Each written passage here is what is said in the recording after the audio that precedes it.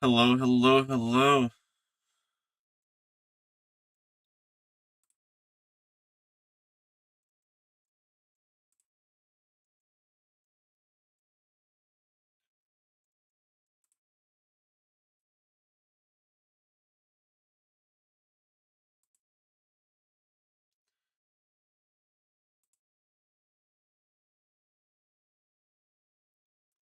All right, I think I'm ready to start. So first things first, I wanted to go over the patch notes to see what they actually added. Then we're just gonna hop straight into Ember Knights and start playing. So first things first, once again, patch notes. Update version 1.5. It is for the players update and Pixelated Fest apparently. All right, so hello, Knights. Before we dive into the details for 1.5 update for the players, we have some exciting news. Ember Knights has joined Pixelated Fest, going live at 1 p.m. EST, 10 a.m. PST today. Okay, so we knew that they were going live today. Wasn't sure what time. Now we have a time. Perfect. And Pixelated Adventures, celebrating pixel art games.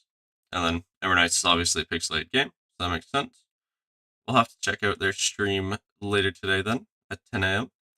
We love pixel art games, and we know you do too, so let's celebrate together. We're super excited to share that Ember Knights joins Pixelated Festival this week. This festival is featuring some of the best pixel art games on Steam, from retro style classics to contemporary indie gems, all in one place. Perfect. There will be discounts, live streams, art contests, demos, developer chats, all centered around your favorite games. Perfect. Share the official lineup and more information about the event here. We're not going to go to it, but it's good to know that it's there. Okay, now on to the details for the 1.5 update for the players. Remember, or reminder, this is our last update before Ember Knights 2.0, Wrath of the Architect. We'll have to go back and look at Ember Knights 2.0 because I don't know if I've actually talked about it other than like doing a quick overview of it. And then we'll have to see if they've added anything to it yet, um, or if it's the same details as before. Anyways, for the players update and also the first year anniversary, it's hard to believe that it's already been a year since we launched Ember Knights 1.0. Despite the stewards working tirelessly to maintain the Nexus, they've also been noticing all the heroic work you've been putting in, and they took the time to give you a little gift. Interesting. We'll have to see what that is. When you fire up 1.5, you'll see a couple of stewards ready to present you with their little token of appreciation. Alright, that's really interesting. I was not expecting anything like that, that's for sure. But yeah, we'll just have to see what that is. I can't really say anything else about that. Alright, onto the completed patch notes. Remember, anything that is marked with fire emoji is a result of player feedback. The main thing that we knew was coming is the save and quit feature. Quit from pretty much anywhere and be able to resume your run at a later date. Now, this is probably the biggest feature and the most requested feature by far. I've seen so many people request this feature in the game suggestions, text chat. It's just one of those things that everybody enjoys. So I'm super glad that they actually added it. Um, so once again, that'll allow me to do longer runs, save and quit, take a break. It's just an amazing feature. Multiplayer improvements. So they updated a bunch of achievements and challenges in multiplayer games so that clients get credit for unlocking the achievements. So basically, previously, if you weren't the host, you wouldn't get credit for doing anything. So now you actually get credit for shit, which means everybody in that lobby will be able to unlock all the achievements, or not necessarily all the achievements, but should be most of the achievements when the host unlocks it. Super nice. Moving on to the actual things that they um, will now get credit for is weapons training, which is unlock your first new weapon. Record keeper, unlock the compendium of fire ignited. Restore ember to the ember tree. Orbs, orbs, orbs. Identify your first relic orb. I don't remember an achievement being called orbs, orbs, orbs. but I guess it makes sense. I don't know. Strange markings. Identify your first skill tablets. Master at arms. Unlock all weapons. Weapon engineer. Unlock weapon modding. And then they updated to award clients with care package relics. Updated to award clients with Mimic King's Consort for beating the minigame.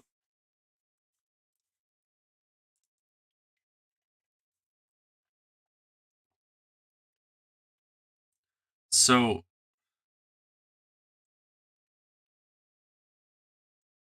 okay. I guess this kind of makes sense. Awarding clients with Mimic King's Consort for beating the minigame. But wouldn't that mean, like, everybody would get one, therefore you're duplicating Mimic King's Consort? Maybe I'm just looking into it too deep.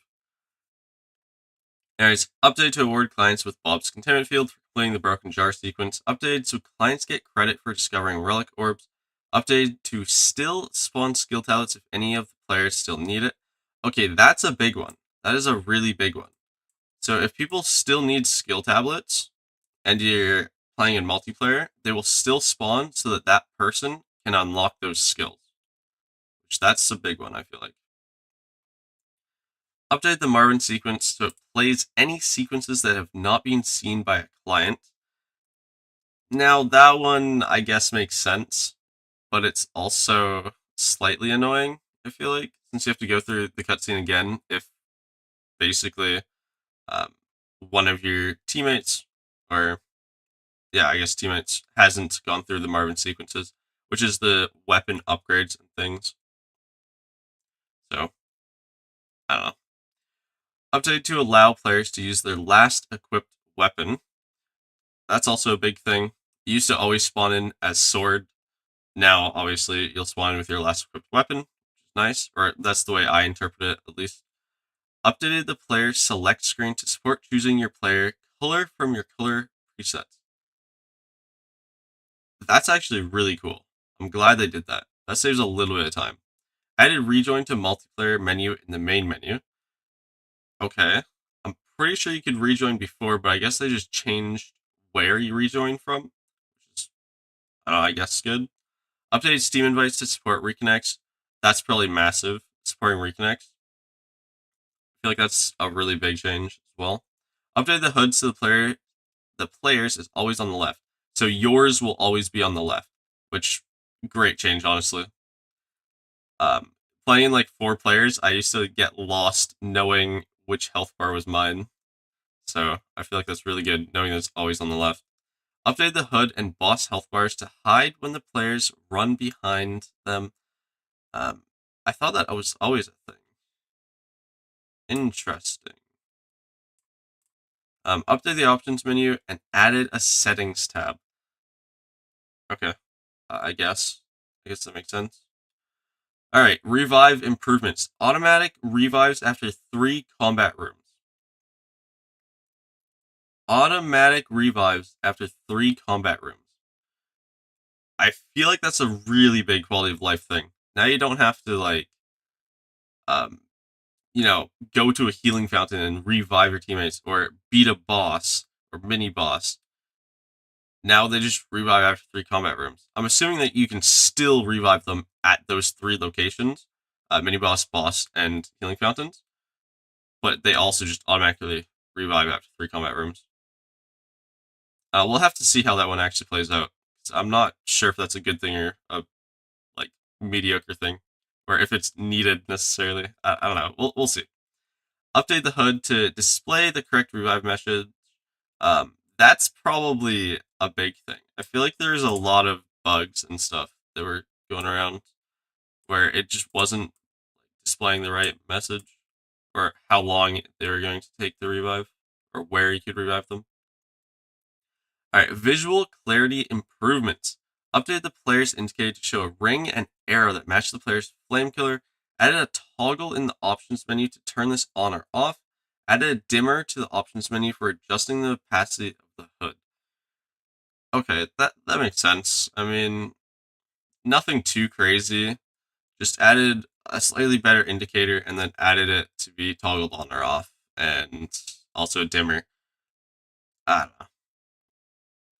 most functionality improvements. Add most functionality to all remaining screen selectors, skill relic stat, relic refinement selector, and shop dialogue advancing Ember Shrine, offering pit, and cinematic replay. Makes sense, honestly. Ember Tree UI improvements. We reworked the Ember Tree UI to look more like the Ember Shrine and function like the weapon modding UI.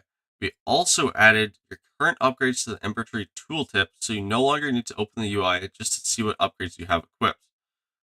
Okay. Um, I feel like that's a really nice change. Being able to know what you're using without actually interacting with the Ember Tree seems very useful. And then moving on to Golden Stewart, which we got a little teaser about this. As a fun little bonus, you can now encounter Goldie throughout a run. Feed this glittery little loot steward, and he'll be sure to reward you with his stash of gold. So I'm just going to go out there and assume that he only drops gold, and he doesn't drop any other bonuses or relics or stat gems or anything. It's just gold, considering they say his stash of gold. Definitely, we'll have to definitely encounter that to really see what it's about. Uh, Special anniversary Stewart gift and new player killer. It's been about a year since we released 1.0, and the Stewarts have been paying attention to all your hard work. Over this past year, they've worked really hard on a neat little present for you, and it can be found on your first visit back to the Nexus. Okay, so we'll get our gift when we first enter the Nexus. Huge. We'll get to that in just a little bit. There's hopefully not too much left in the patch notes. All right. Balancing and minor adjustments. Before we talk about the balancing changes, we'd like to extend a heartfelt thanks to everyone that tested these changes on the experimental beta branch and provided their thoughts. The feedback was incredibly valuable. So there was a beta that you could go playtest and see all of the changes that they're going to implement. So I guess it's time to look at what they actually changed. First things, skills. Updated ultimate upgrades to no longer automatically equip after 2 upgrades are equipped. This one, I really like that they did this. The person who suggested it, I believe, was Legat, and I definitely feel like that's a good change because you don't get a massive skill spike or power spike by just getting your second upgrade and also your ultimate upgrade. So that's a really, really nice thing. And then they removed removed upgrade options from the skill sectors in Skogford, which this is also nice. It used to be in the beta, it used to be you'd get skill upgrades in the second half of A2, but they obviously changed that, and now you get it at the beginning of A2, which is super, super good. I feel like delaying skill upgrades is nice, but then not being able to power spike on your second upgrade is also really nice. I feel like that's a great balancing thing. I really like that they actually changed that. And then updated a bunch of individual upgrades. So Blast Bomb upgrade 3, reduce damage on the 3 bombs by 50%. So that's where you just basically get 3x damage. So they reduced that by 50%. And I'm pretty sure the reduced damage is only on the extra bombs, but I'm not 100% sure. So you're still technically dealing 2x damage, I'm pretty sure, with Blast Bomb upgrade 3. Nice Charge ultimate upgrade requires hitting unique enemies to refresh. So basically what unique enemies means is you can't hit the same enemies over and over and over to continuously get Nice Charge charge back. You'll have to actually hit new enemies. Werewolves upgrade 3, reduced healing by 50%. Fair enough. It was like 10 healing, I think, whenever a wisp died or something. Now it's probably 5, I think. Seems pretty good.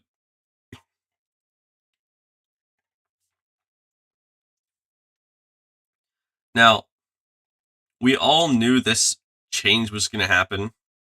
Hailstone Armor Upgrade 3, aka the most broken skill upgrade in the game, basically, or solo at least. Invulnerability clears after 4 seconds when you attack or cast another skill. So Yeah, the Hailstone armor really needed to be nerfed, and it kind of got nerfed into the ground. This upgrade, at least, because the invulnerability clears whenever you attack or cast another skill. So it's more or less like you utilize it, and then you're invulnerable, but you shouldn't attack or do anything because you need to, I don't know, reposition, I guess. Yeah, I definitely say it's not the best upgrade anymore. Moving on to Ballista Upgrade 2. Reduce damage on the 3 arrows by 33%. So each arrow is now dealing only 66% of the damage that it would normally do. Which honestly is fine, because you could scale Ballista's damage really, really high, and Ballista could absolutely go crazy for sure. And they also reduce the healing on Ballista Upgrade 3 from 2 to 1 with a maximum of 15 HP regen per Ballista. And that's a 5-second cooldown. Interesting. Okay. Judgment Upgrade 1. Reduce the damage on the additional set of lightning bolts by 50%. I mean, fair enough, I guess. Judgment was kind of cracked. Seek and Destroy Upgrade 2. Reduced healing by 50%. Honestly, I don't even know how much health it gave. I haven't used Seek and Destroy that much, so I don't even know. Cloak and Dagger Upgrade 1. Reduce the damage on the 3 daggers by 33%. So, once again, each dagger will now deal 66% damage from what it used to. Honestly, it makes sense. These skills have been pretty broken. Any skills that added more daggers or added more of the thing basically was just a flat increase, or not flat increase, a multiplier increase to the damage of that skill. So it makes sense that they're reducing the amount of damage that those skills deal when you're dealing the damage multiple times. And then this one's really sad, I'm not gonna lie. I don't know how they can fix this, but I do not think this is the right change at all. Arlen's Lucky Dice Upgrade 1 set a limit of 1 food item and 1 stat gem per room. I do not think this is the right way to go about this. They had this in the experimental beta, and it just does not feel good. And it basically just destroys Arlen's Lucky Dice. Like, you can't.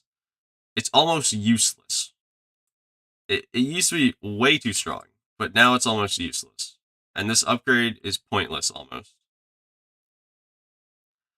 Now, Arlen's Lucky Dice Upgrade 2, they set a limit of 2 Wisps and 1 Ballista. Additional rolls will replace the current Wisp or Ballista. Honestly, this one having a limit makes sense, but the other one having a limit does not really make sense in my opinion. Arlen's Lucky Dice Upgrade, or Ultimate Upgrade, updated to require a perfect cast. Now, I don't know if they needed to do this, but it makes sense. And then the second dice deals 75% damage. So, fair enough.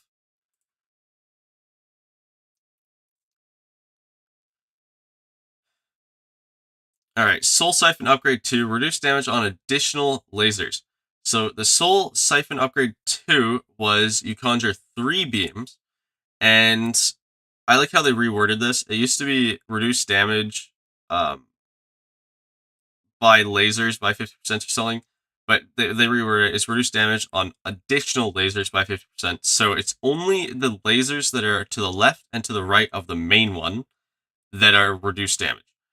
So you're still technically dealing 2x damage, not 3x damage, if you do hit all beams. But honestly, that makes sense. Soul Siphon's once again one of those broken skills that just has like permanent scaling on it. So I don't know. It makes sense that it got nerfed. Granted, I haven't seen that many people use it, but it's definitely a strong skill. Gravity Well Upgrade 1. Reduce the range of the laser. Update the distance to be controlled by the charge time. Honestly, I never tested this in the beta, so I don't know how this functions or is different than the original upgrade, but I guess I'll have to test it. Moving on to the Relics. Man, the speedrunner recharge build or refresh build is kind of dead. Spell in a Bottle got nerfed to the ground. it really is just some extra damage now. There's no crazy synergies. So let's just get into what it is. They removed the ability for the projectiles from this relic to refresh skills. So no longer is there an insane refresh build where you just refresh one skill and get every single skill charge back. And just to make sure that Spell in a Bottle died, they reduced the projectile damage from 25 to 15. But it's still skill damage, so you can still scale it. Dead. Alright. Magic Tome, they reduced the AoE damage from 25 to 20. That kind of makes sense. It was a little broken. And then Pristine Band also got nerfed. Reduced base health gain from 5 to 3, and then they reduced the max own from 5 to 4. So, you basically just overall get less health per perfected room with Pristine Band now. But then again, since everybody in the party gets it, it kind of makes sense that it got nerfed. Onto some general upgrades, or changes. For the most part, I'd say is good news. There's a couple of bad things, like Spell in a Bottle here, that I'll just leave there so you can reread it. But I'll move on. Most of the things are good upgrades, great changes. Moving on to the general updates, though. Suppression Obelisk changed from lifetime to hit counter. Oh my god, is this amazing. This is actually so good. Because the only time that I ever actually saw a Suppression Obelisk is when I'm using Staff. And Staff has, no damage, and it would basically just kill the run, because you can't kill the Suppression Obelisk. Because you can't use skills on it, because Suppression Obelisk, and you just, absolutely got destroyed by all the enemies. But, they changed it to a hit counter, so hopefully it's only, I don't know, 10 hits maybe maximum 10 hits. I don't know. I feel like hit count is just 10 times better than lifetime anyways, especially for Staff itself to be better. I don't know. Once again, we'll have to see how that actually plans out, because they don't tell us the exact details. And they added a skill selector or relic refinement to empty secret rooms. Now, there's two things that I think this could be. One, whenever you get your, I guess it's your colors, right? Whenever you get your colors, and then since they're permanently unlocked, the next time you go to it, it'll be a skill selector or relic refinement room, right? Or, well, actually, I guess that's what it is. And then maybe you don't get Ember anymore from going there. I don't know, we'll have to see that. I'll have to go to a secret room in my first run, I guess, and see what it's actually all about. And then they added number of loops and chain of perfect rooms to the summary screen. Oh my god, is that nice. Knowing how many loops you've done is actually crazy. The amount of times that I've done looped runs and lost count of what loop I'm on is nuts. And also, another thing, since there is now a save and quit, it will, hopefully, I'm assuming it works, when you save and quit and go back to a run that's, let's say, is endless, and you're on loop 6 or something, it remembers it. Yes, XYZ, yes, there's some things affecting speedrunning. Main thing, Spell in a Bottle. It removes the ability for projectiles from this relic to refresh skills. So there's no, massive refresh damage build anymore, but maybe you can figure something out with it still. Added a windowed option, which, I don't know. I don't usually use windowed options, so I don't know. Maybe it's good, maybe it's bad. Who knows? It's neutral to me. Reduce the volume on the company logos.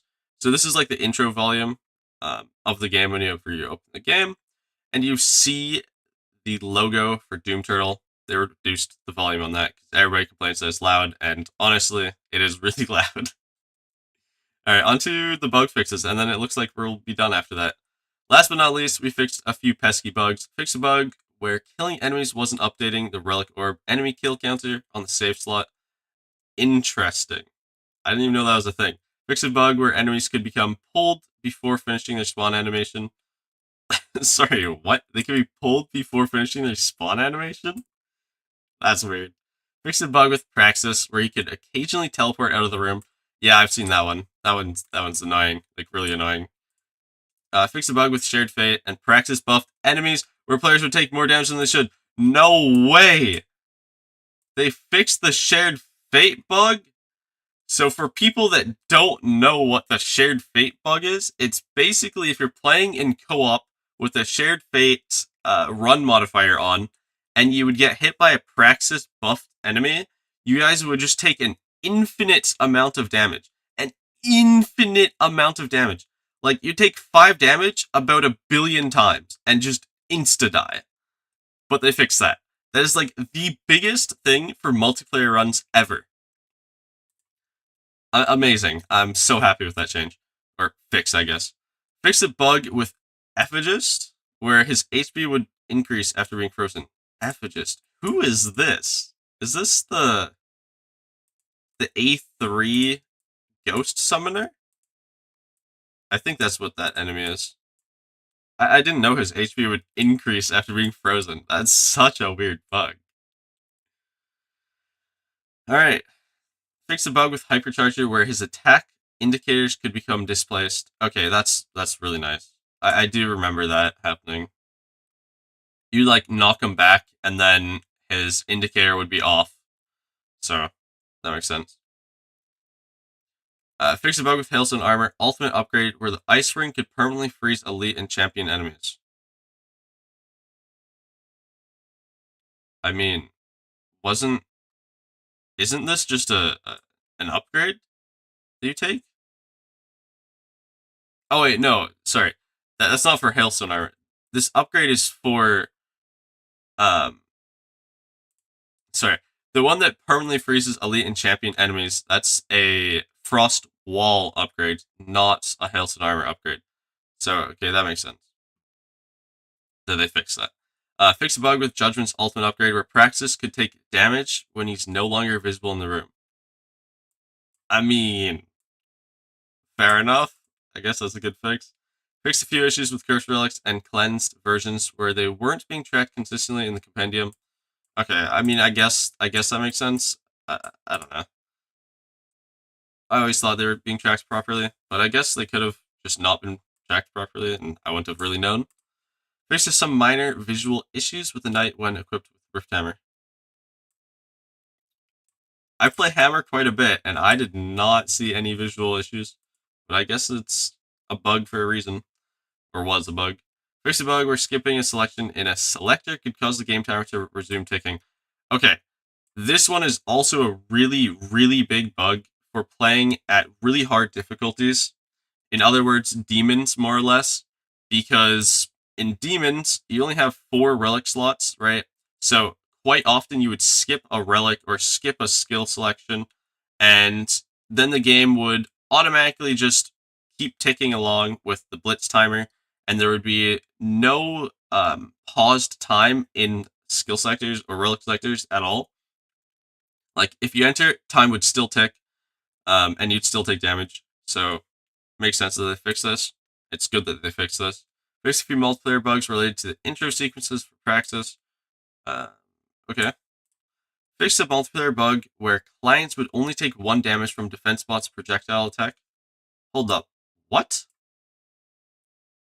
Where clients would only take 1 damage from the defense bot's projectile attack. Interesting. Fix a multiplayer bug where clients could identify Soul Siphon and Gravity Well again if the host hasn't unlocked them. I mean, yeah, that's just an issue of the host was hosting thing and they didn't have it unlocked. It's not crazy. Fix a multiplayer bug where some clients could not see the destroyed the Volt buff. What? What is that wording? Fix a multiplayer bug where some clients could not see the destroyed Volt buff. Okay. I don't know what to make of that. Fix a bug where the button mapping for skill upgrades details wasn't appearing Switch only. Okay. And that seems like it's it. That's all for now. See everyone on the release of Ember Knights 2.0. Perfect. All right. Okay. Yeah. That's it.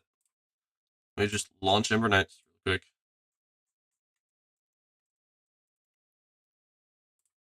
All right.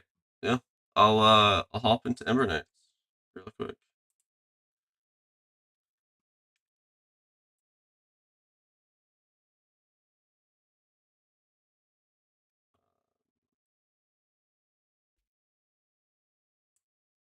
Yeah, use local. Here we go.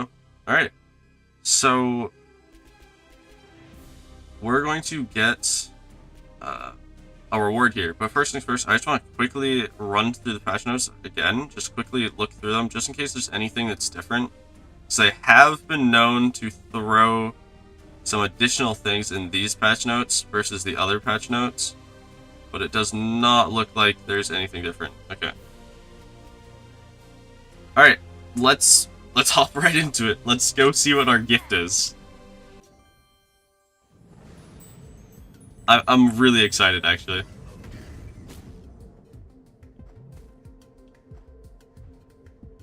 Okay, so that's the UI change. You can now see which upgrades you're running. Huge.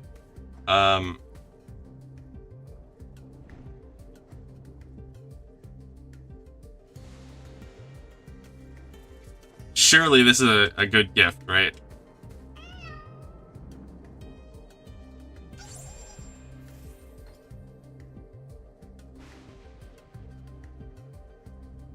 To the Ember Knights.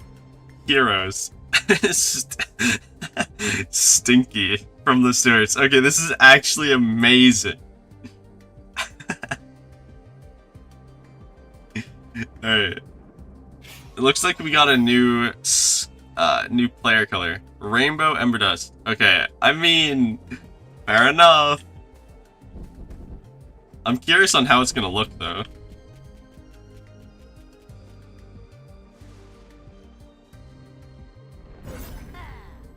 Okay, so it just cycles through the colors. Okay, that makes a lot of sense. You know, we'll rock with it.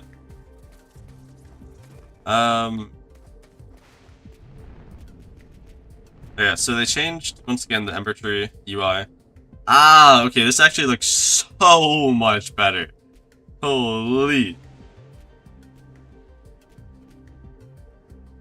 Yeah, this is clean. It's gonna take a second to get used to, but this is nice. I really enjoy this UI change. Just quickly going through, making sure they didn't adjust anything or change anything that they didn't actually talk about.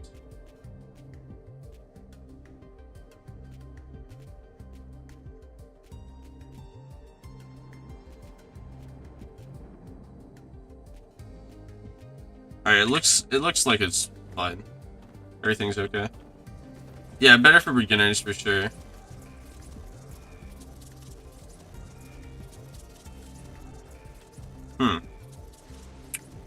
I think I'm gonna go to Hammer. And just do a casual run, no Ember Shop run on Doom 16. Yeah, let's just do that. So 4 haste, 4 onslaughts, 1 doused, and 5 blitz.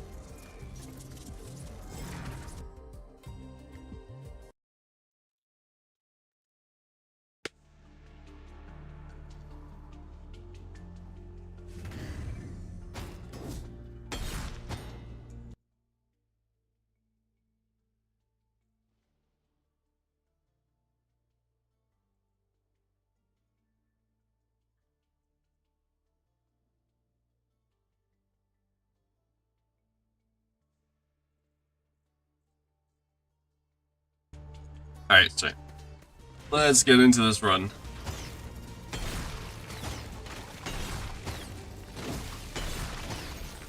Hopefully we can find the Gold Stewart, because that's what I'm really looking forward to. Also, the health bar is rainbow too? Yo, what?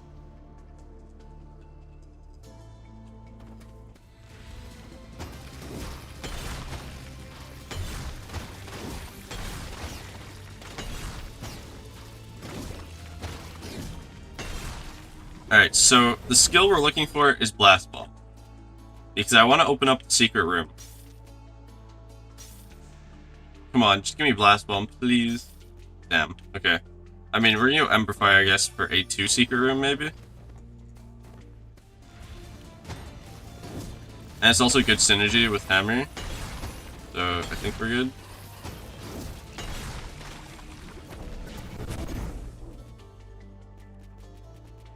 Oh, this feels so good to be able to use my mouse in the Relic Selector. Oh my god, does that feel good. So we're gonna take Combustion Stone since it's just that good. And then we'll reroll. I mean, sure, Pyro Guard, why not? Just save some rerolls, I guess. And then we're gonna go damage.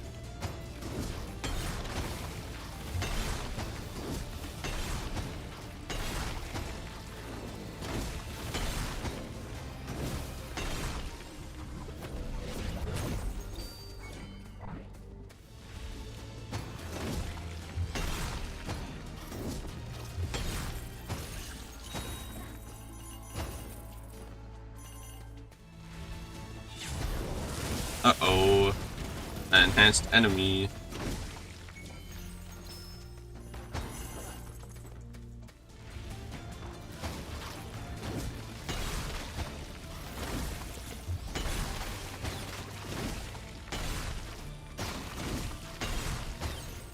I gotta turn down this volume. It's ever so slightly too loud. This, here's the sound effect.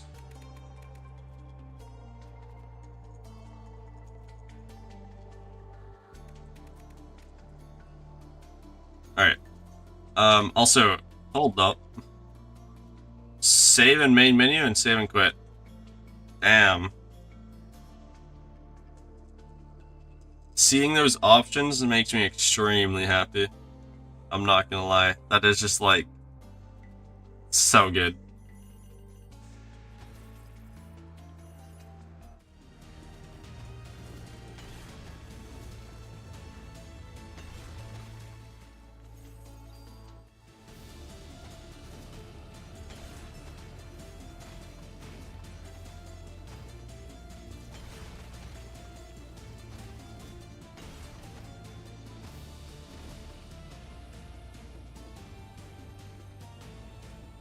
I'll get there. I'll get there. Yeah, there you go. Man.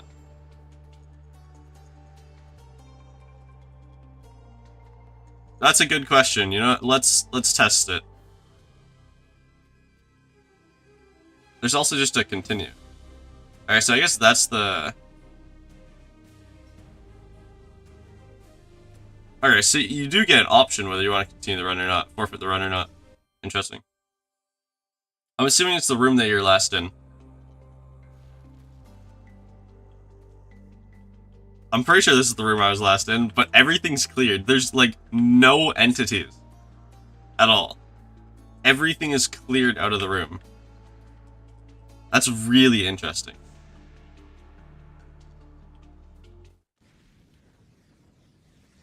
Also, Plaguebringer, huge. The worst mini-boss in the game. By worst, I mean, like, the easiest mini-boss.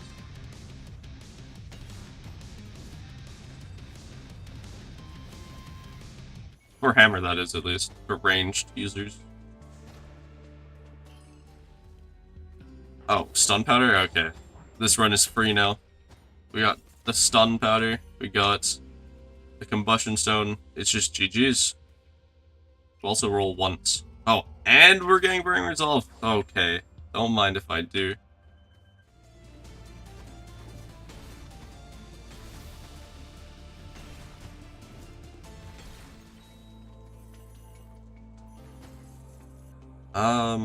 Honestly, I'm just gonna go move speed. I do not really care about damage. I have all the damage I'll ever need.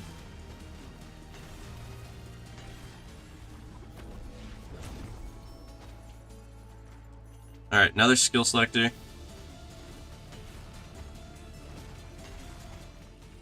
Maybe if I'm lucky I get Blast Bomb here and let me find the secret room? No. No, we are not lucky. But I'll take Ballista, I guess. Ballista's Always something.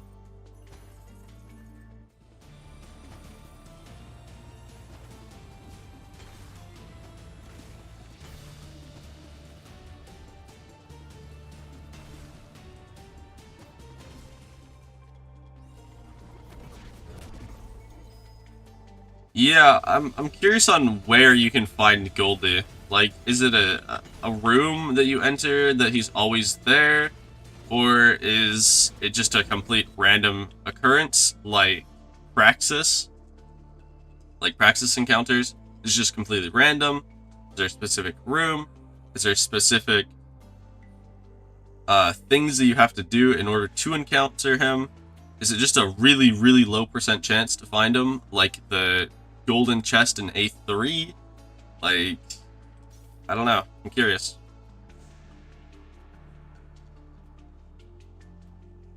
Also, smoldering? Build into poison as well, I guess?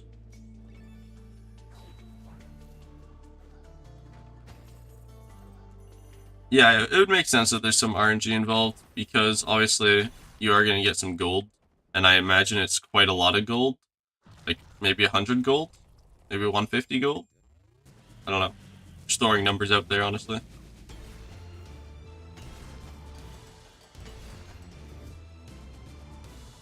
Ballista 1, Ballista 2.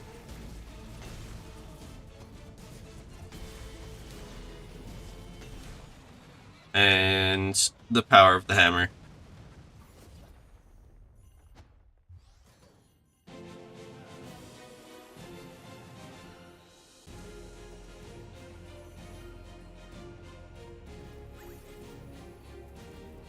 Let's go, made care package.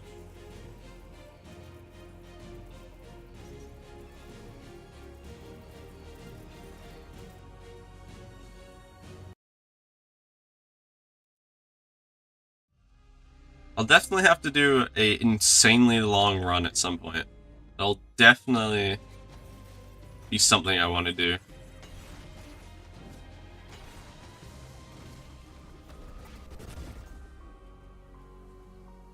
Yeah, I think everybody should use hammer more often.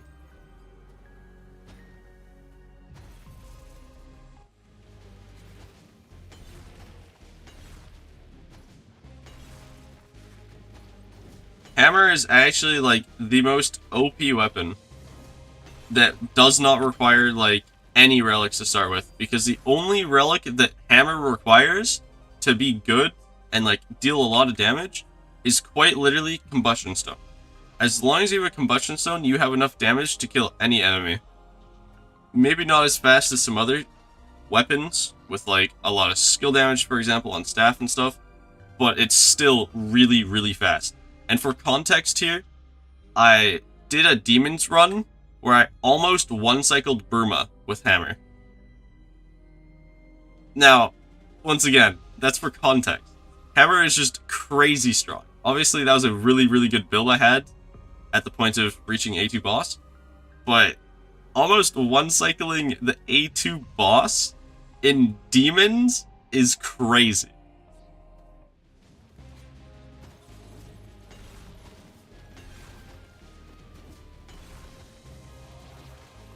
Oh my god.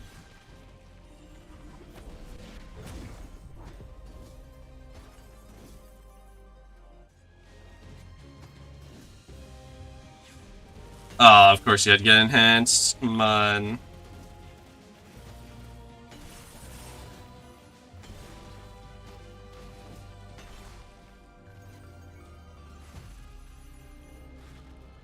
Alright, also on the lookout for the secret room. That hopefully I haven't passed on. So I wasn't actually, like, looking for it. Or wasn't actively looking for it. So hopefully I didn't miss it.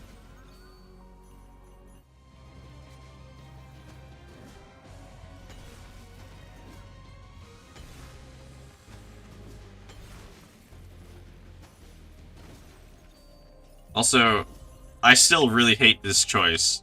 Having to go to a deluxe skill selector, aka skill upgrades, or a relic selector. I did not enjoy having to choose.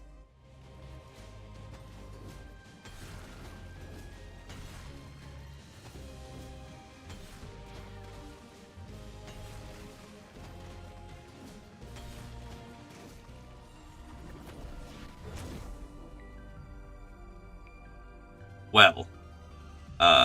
We got Blast Bomb, but Blast Bomb's useless now. I'm on A1. Let's go to the Fireballs. I haven't even used my skills once, I don't think, other than Ballistas in the boss fight. So, I don't know. I don't know if we're actually gonna use them. I guess I can try to use them more often.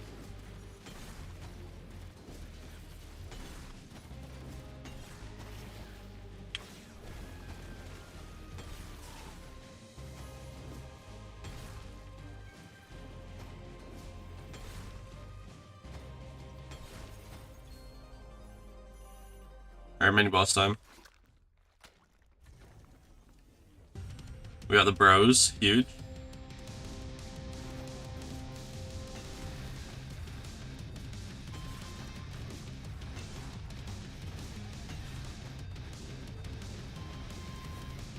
Hammer makes quick work of any boss.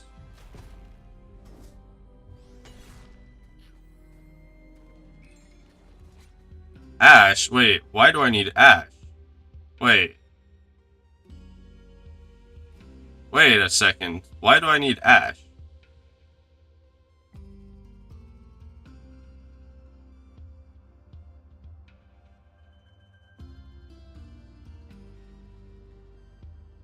Why do I have an option for Ash?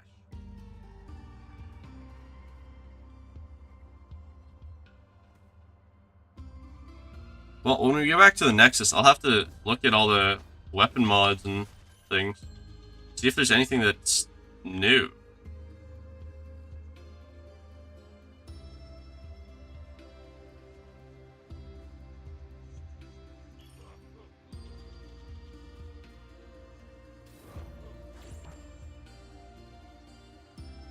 Yeah, damage scaling with this Hammer Fire build is also really, really crazy. Just taking Titan's War Gear in the Nexus allows you to basically scale pretty much to infinite.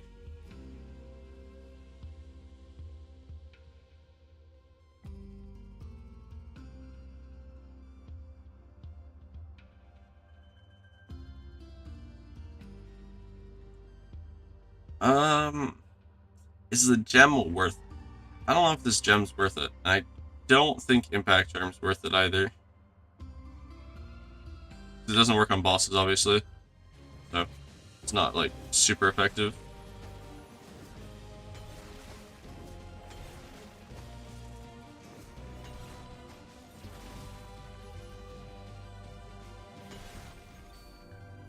Another deluxe skill selector.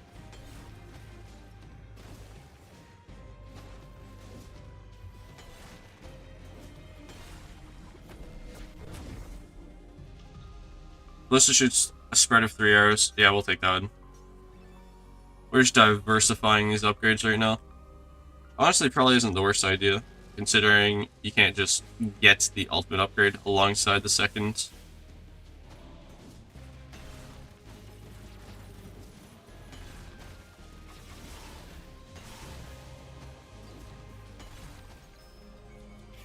It's so interesting. Why am I getting Ash? I don't think I should be getting Ash.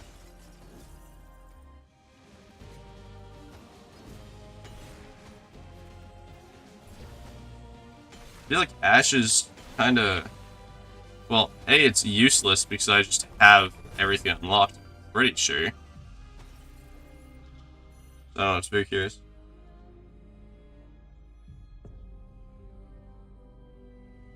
Yeah, putting enemy spawn counts at 300% is always nice. More enemies, more kills, more damage increase. Yep. I totally agree with that.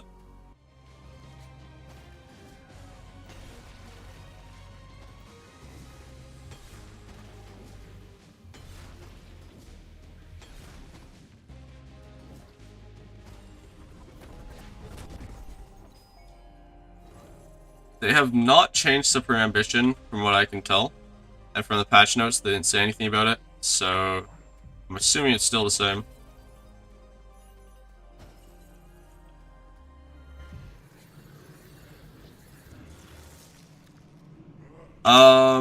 Balancing changes and So that's pretty much it. More or less just balancing changes, and the big change is the save and quit option.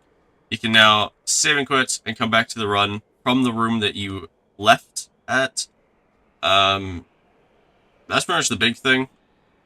And what else? Pretty sure that's like the major thing is just save and quit. Everything else is more or less just slight changes, bug fixes, relic changes, skill changes.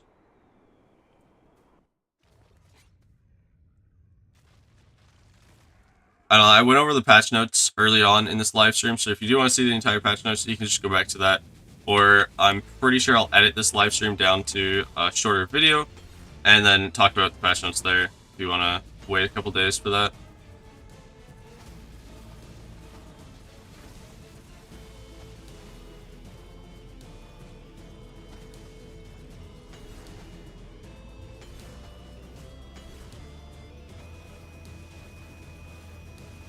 I mean, I'm not gonna lie, changing Supreme Ambition would probably fix the entire, like, skills being stupid strong thing.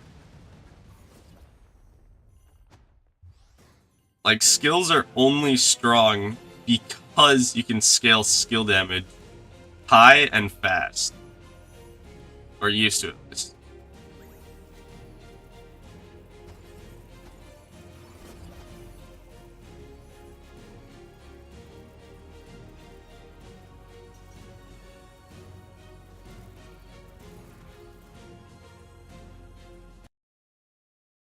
Still have yet to go to a secret room. Still have yet to see a secret room, honestly. Oh yeah, and the Steward's Gift. Right. I forgot the Steward's Gift. The Stewards will reward you the first time you go to the Nexus, or enter the Nexus, with a gift. That when you interact with it, you get a cute little image, and then you also get this skin that I'm using, which is the rainbow color.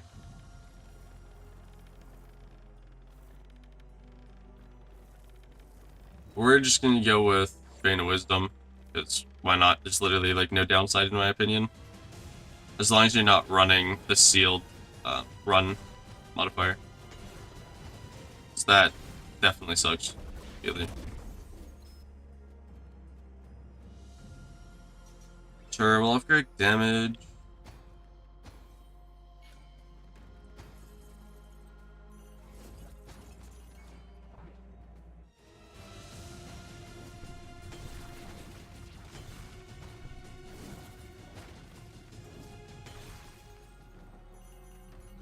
And you have skill selector again. The skill upgrades, that is.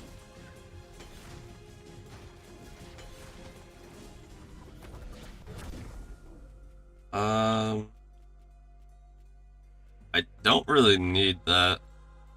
Sure, well, actually, I kind of want Warrior Wisp, I'm not gonna lie.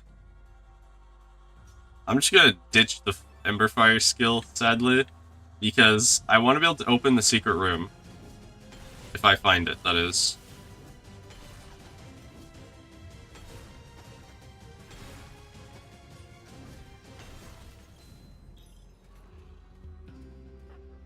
Fertile Scepter? Really?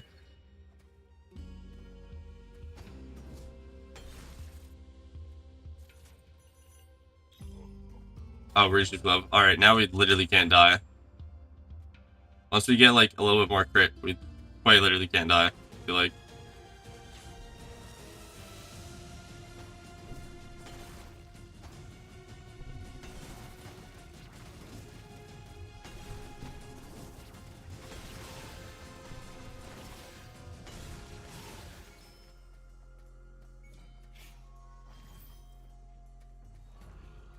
Bruh. A Mimic?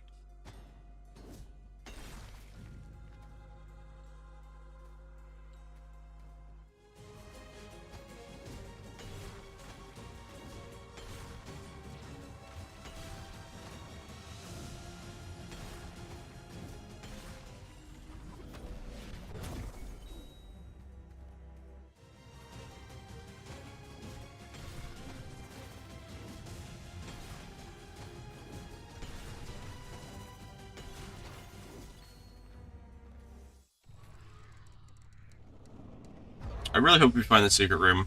I'm very curious.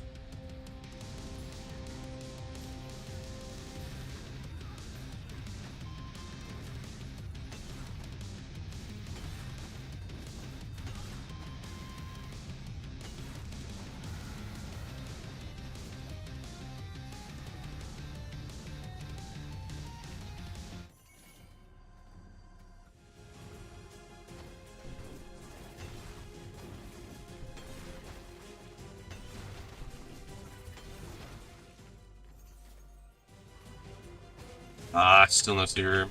Come on.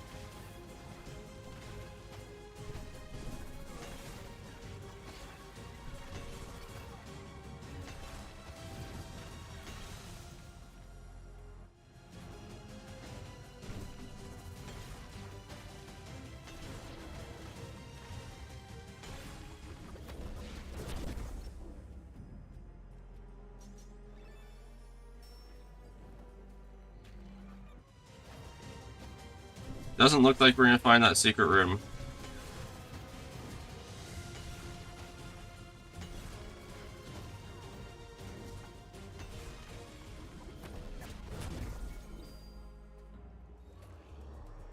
We got Bob for offering pit, but there's only like one thing I want to toss.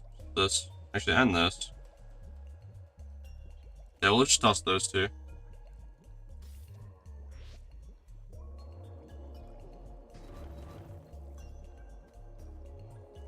Pine Fury? Sure. Station Necklace? Sure. Nothing too crazy. No secret room in A3 either. Damn.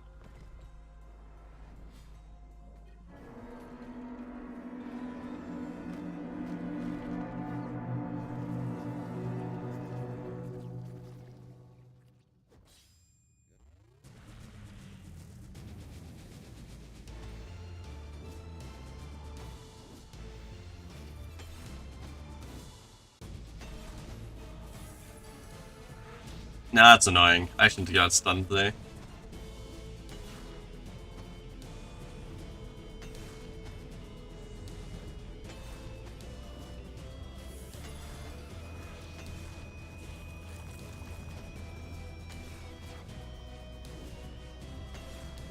Uh-oh. Uh-oh. Uh-oh.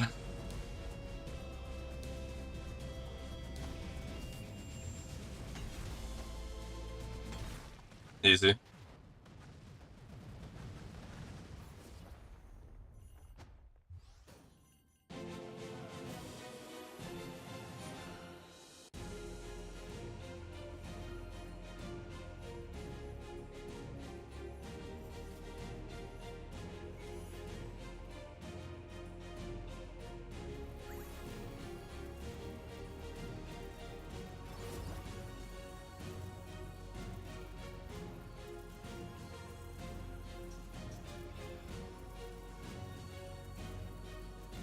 I would keep forgetting that I can use my mouse in those like skill selectors, relic selectors, and stat selectors. I'm gonna keep forgetting that.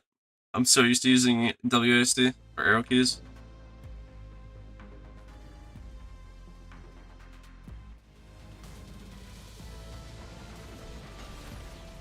Alright, I gotta find Judgment or a blue Volt in the secret room so I can lock the secret room.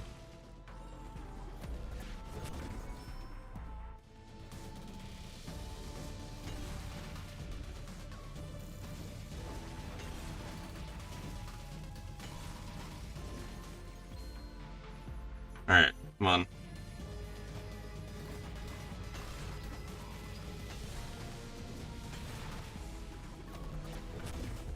Judgment, judgment, judgment, judgment.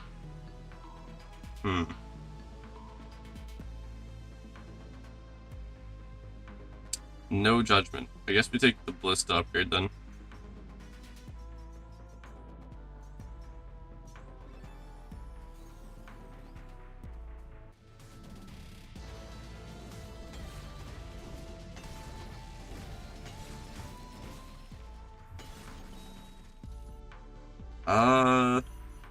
Refinement shop for more armor, I guess. I can't refine anything. I'm too broke to refine anything. Oh, let's go. We got the blue vault. Let's go. We can actually get the secret room.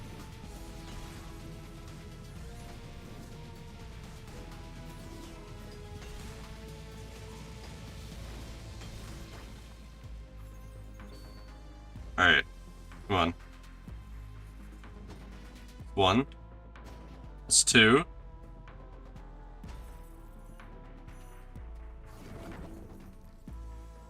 Oh my god. So you still get the Ember, and then I get a Relic Refiner. That is so good. Okay. I went back in to see if it was gonna duplicate it. It did say empty room, empty secret room, and technically it's empty, so it should give it to me again, right? Nah, I'm kidding. But yeah, that's so nice.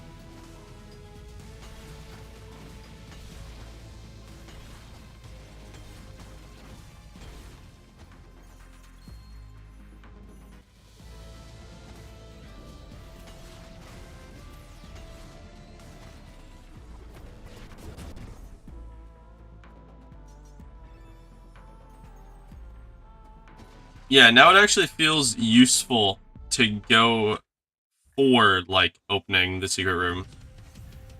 Because getting, I think it was a deluxe skill selector or a relic refiner, I think were the options that you can get. So it actually makes it worthwhile to go for secret room. Or, I guess, prepare for them. You're not necessarily guaranteed to get them.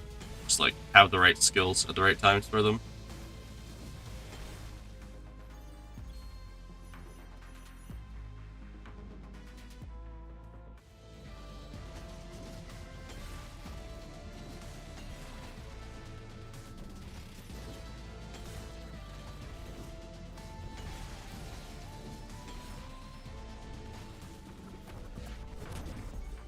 Yeah, the main use was just for extra Ember. There's literally no other benefit for going in there. I think I'm just gonna hold off on the shop. You know, this probably is my last shop. I think it's better to just hold off. If I reroll, I'm not gonna be able to buy anything, and there's just, like, nothing else.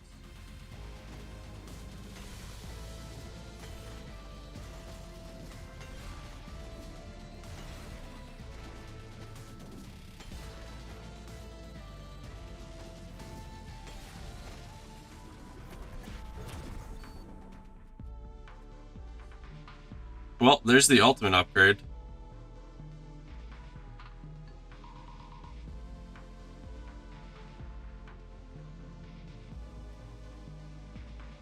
Or the warrior with upgrade. Choices, choices, choices.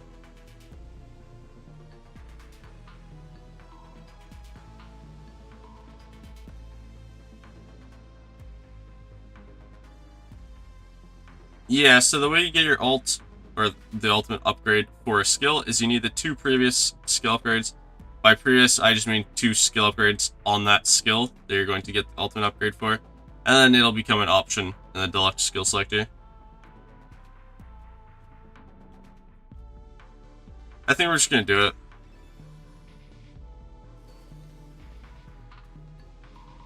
So now I can pick them up. I can just spam pick them up with literally no consequence.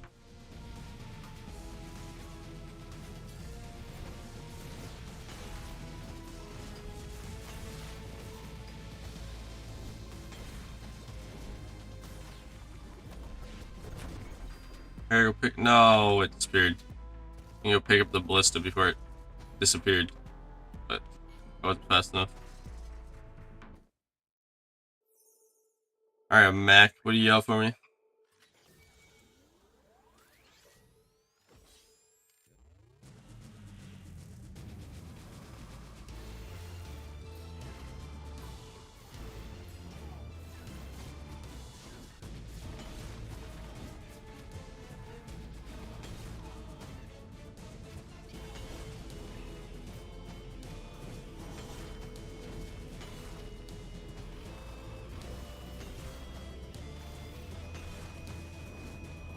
feel like he's moving way more than normal.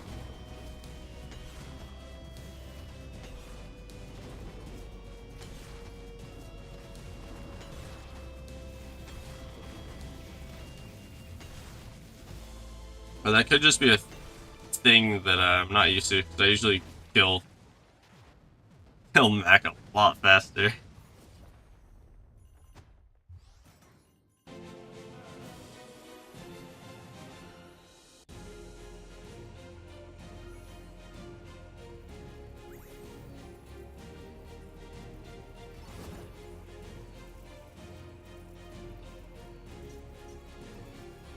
More crit. We're at roughly 50% crit on burning enemies.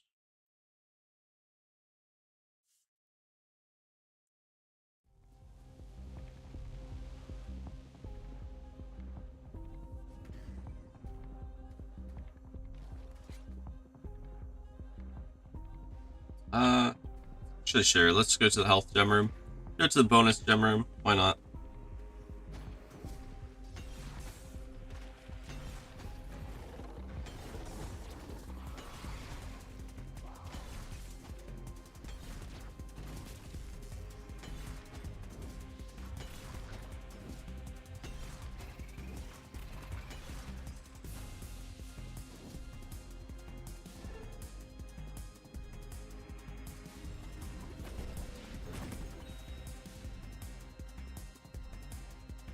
Yeah, sure. I wasn't gonna pick them up. I don't really need the health, but oh well. Let's pick it up. Why not? I'm gonna go to the crit room. I don't really care about the move speed. I already have like plenty enough move speed.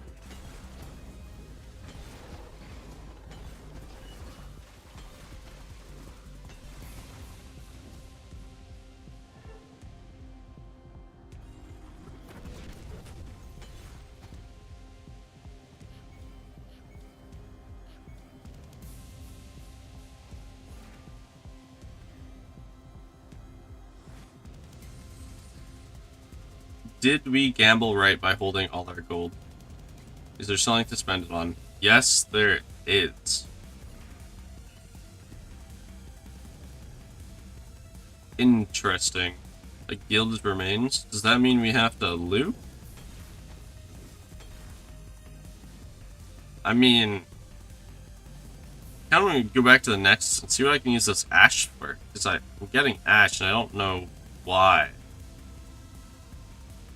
I kind of want to go back to the Nexus, which means skill remains useless. General Saber's not actually that bad, but I'm not really using skills. Chilling Winds, not amazing. This isn't that good, so honestly I should reroll once. I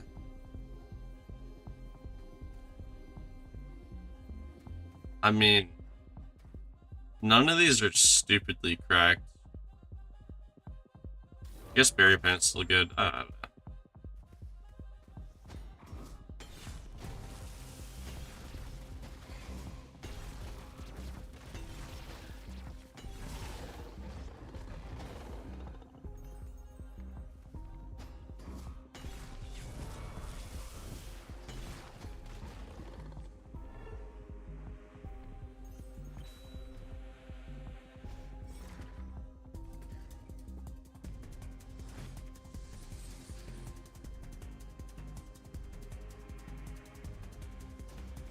I guess be a relic selector and then stat selector. Guess that's the best path.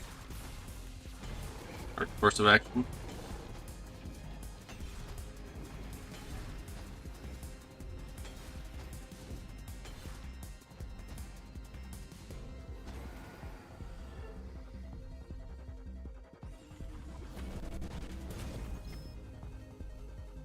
This is fire starter. Nah, we're rolling for another combustion stone. Let's go. We actually hit.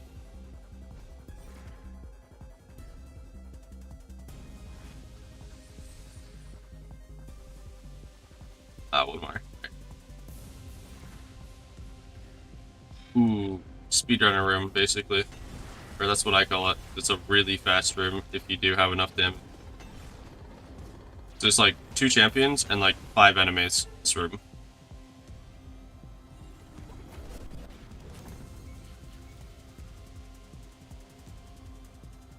Crit's good.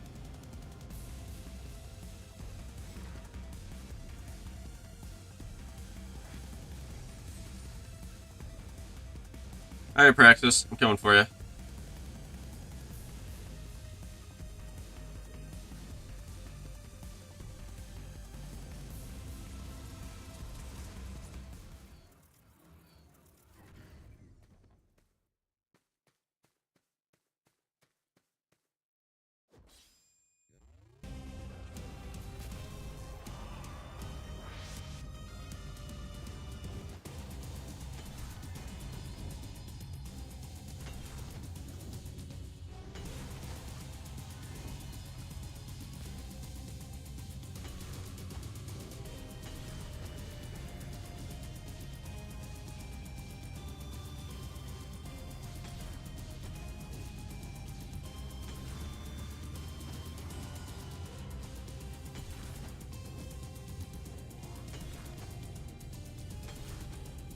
Easy 2-cyclone practice.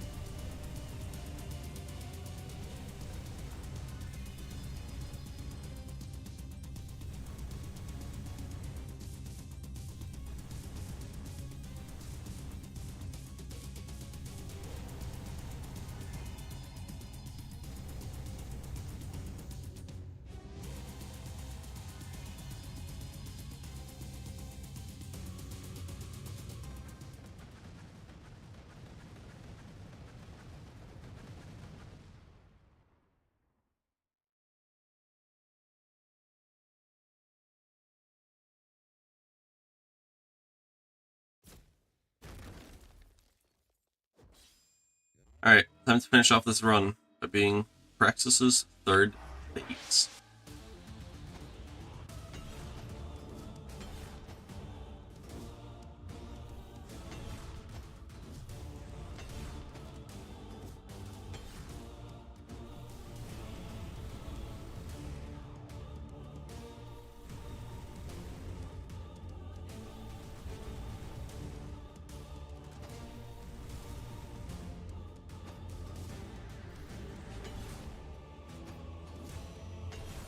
Oh my god, I got grabbed.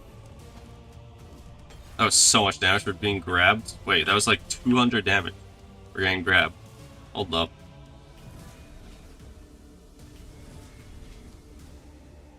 That's not okay.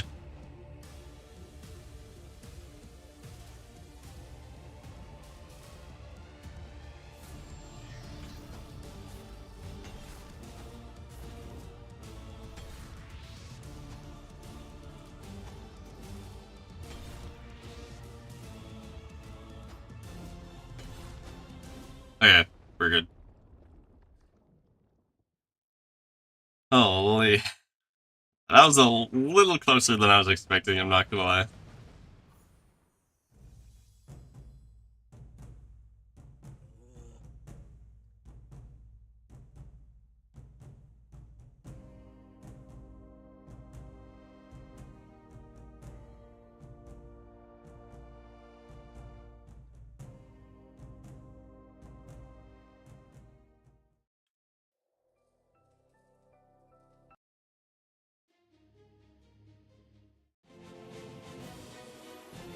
Alright, so we're not gonna go endless, just because I do want to see the end screen once again to see.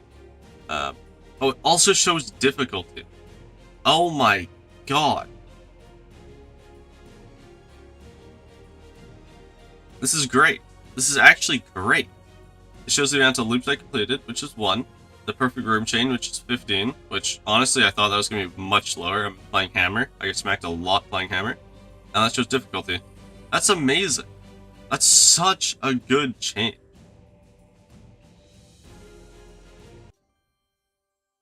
Alright, now to the Nexus to see what I can spend Ash on, because I have a feeling that I need to spend Ash on something.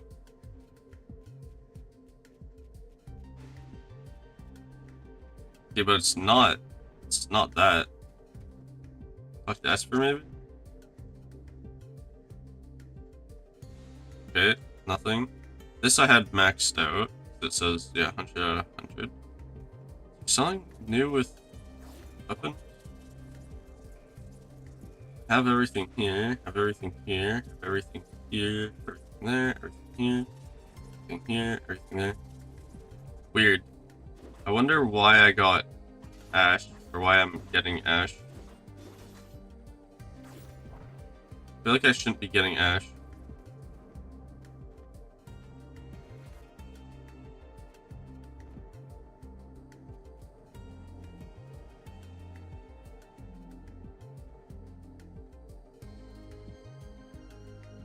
So I quickly went down to the relics page just out of curiosity, and it's the cleansed relics that are in here now. It's not the Banes, I guess? Is the boon? Interesting.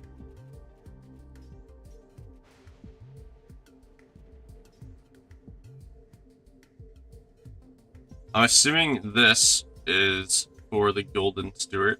I'm gonna assume.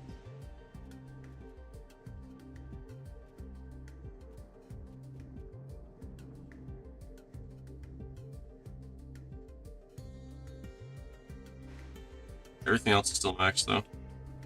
So I just gotta find the Golden Steward.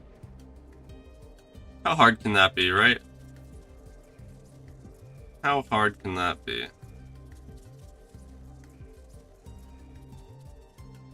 I'm gonna run Scythe now though.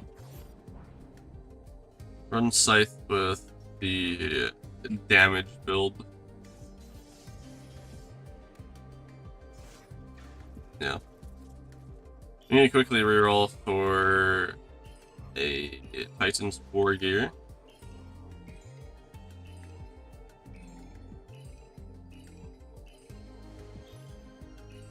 I mean, that is if I find it fast. If it takes too long, I'm just gonna go. But I'll give a couple of rerolls into this.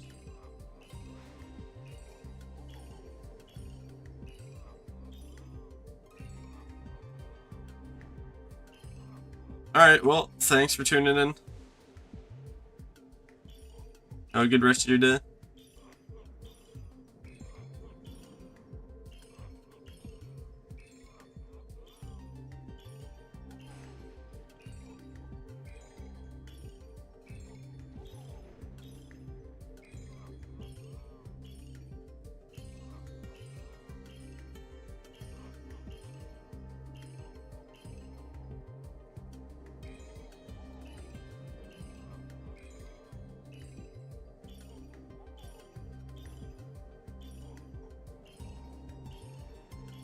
I freaking passed it. I rolled over it. I can't believe it. I rolled over Titan's War Gear. Thing I was looking for. I'd zoned out for half a second, and it's gone.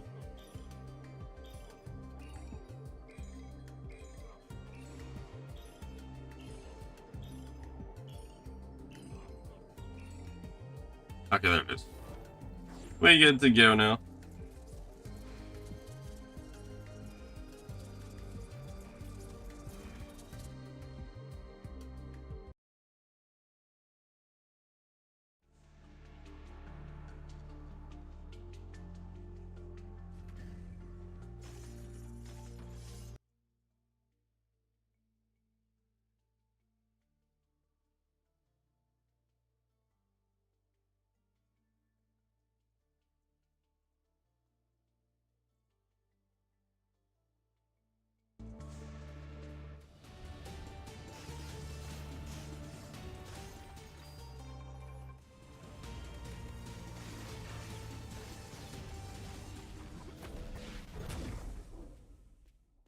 I'm gonna look for Blast Bomb again.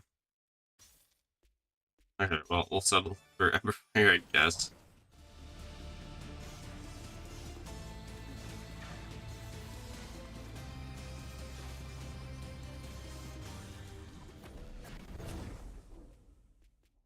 I mean, Recovery Ring is always nice to just have. Don't really need any of these other things. I mean, Crit, I guess, works. Crit is pretty nice.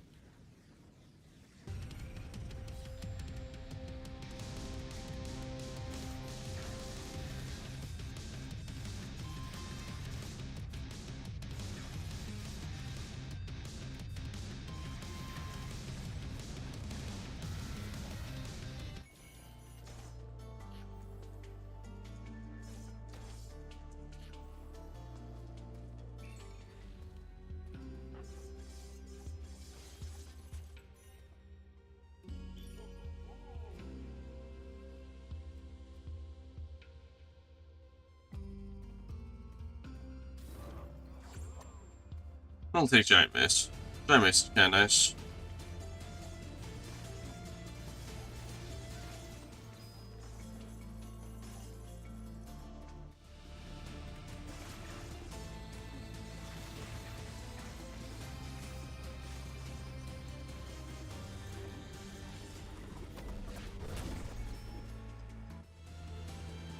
Oh, we got the secret room, which means if we find Blast Bomb, we can go to it. Damn, no Blast Bomb. Unfortunate.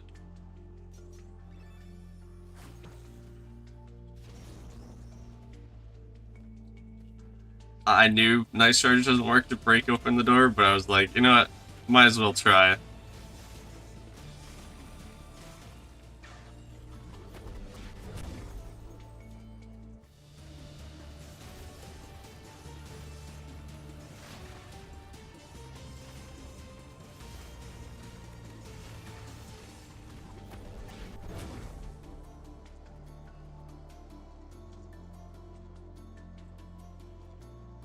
Sure, we'll do a stun build. You know what? It'll be fine. Bosses don't matter anyways.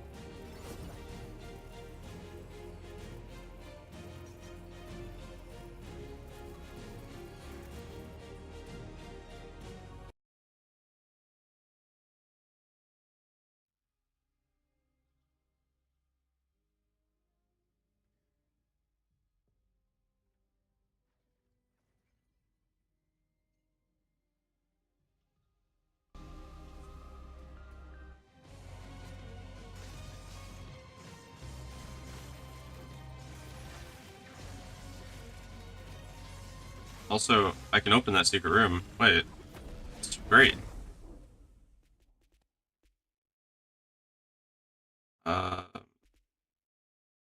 Interesting reroll. Damn, okay, Giant Mace. Then, poof. Oh my god, a deluxe skill selector for free. I mean, this really doesn't matter to me.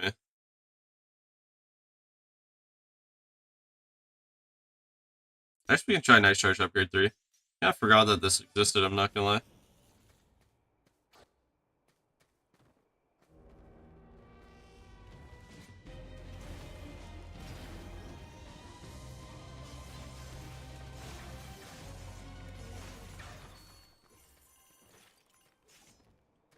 Need to find the Golden Steward still, though. Wait, that's him. Wait.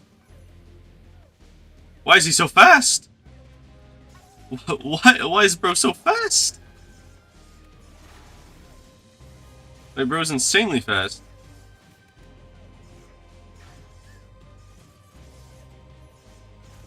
Wait, yo, this dude's zooming.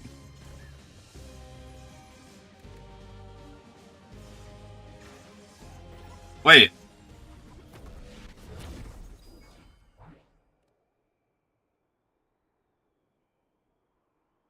Wait a second. I didn't, like, kill him because I was like, surely he'll stop at some point from zooming. Not just zap out of existence. Come on, I have to find another one now? Ah.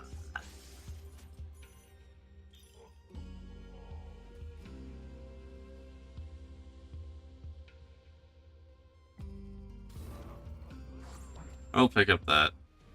And then we're just gonna move on, I guess. Man, I was admiring him, and then he vanished on me.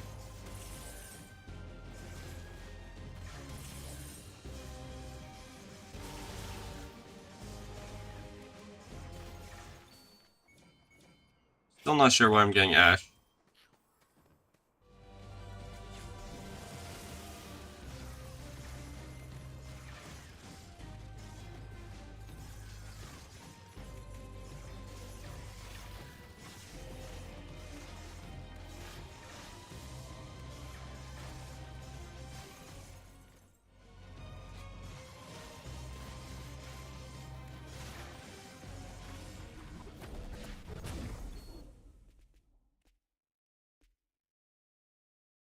Sure. We'll keep upgrading Nice Charge, I guess.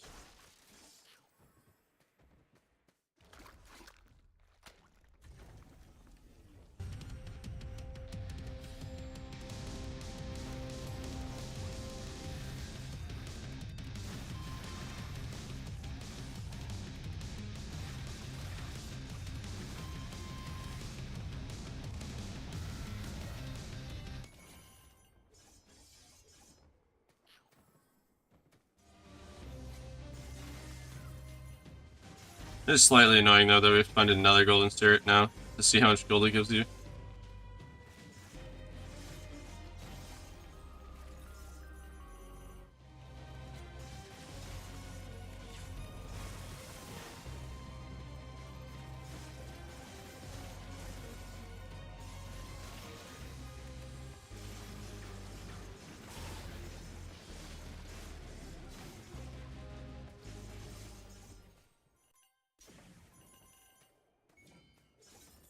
Definitely going to Relic Selector though. Definitely need to find Reshift Glove to just carry the entire run.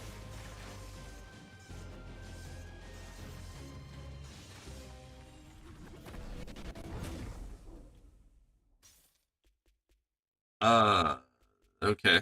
That's not great. And we can go Archangels. Build more into healing, get more RNG towards it.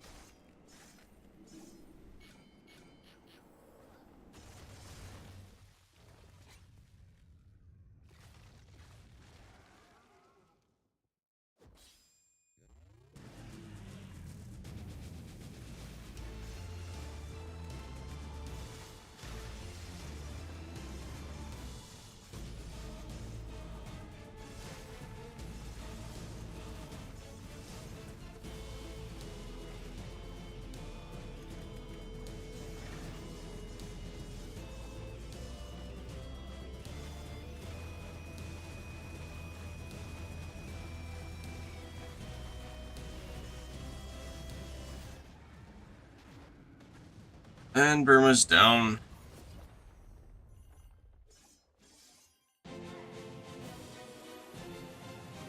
Wonder if you can find the gold stewart more than once in a run. Like, I think yes, if you loop, for sure, you can find it again. But in a single run, you can find it multiple times? I don't know if that's a possibility or not.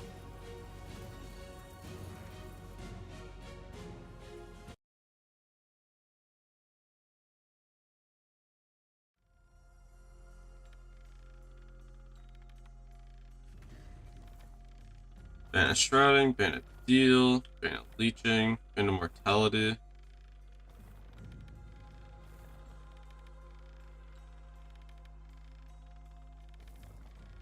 I mean, I'm down for Banish Mortality. You know, probably gonna get murked here. There's a lot of health. I'm down for it.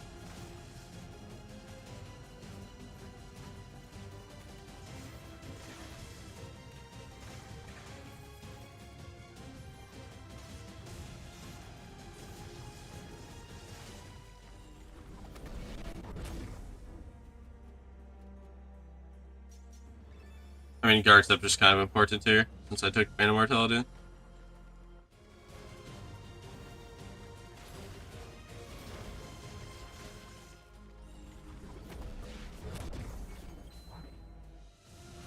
Gives me a little bit of protection from damage.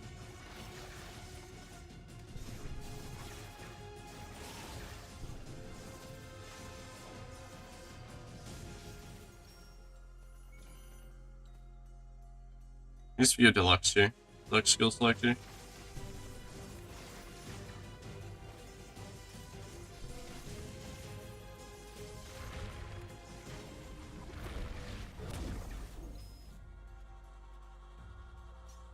Well, I may or may not have just activated the white room. So, this will be fun. And it's an enhanced room. Oh, this is gonna be great.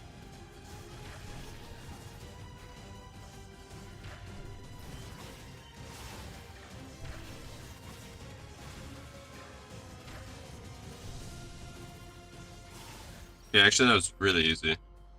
Not take any damage. Still unsure why I'm getting Ash and why Ash is being offered in the shop. There's nothing for me to spend Ash on. I don't know why I'm getting so much Ash. It seems very pointless, I'm not gonna lie.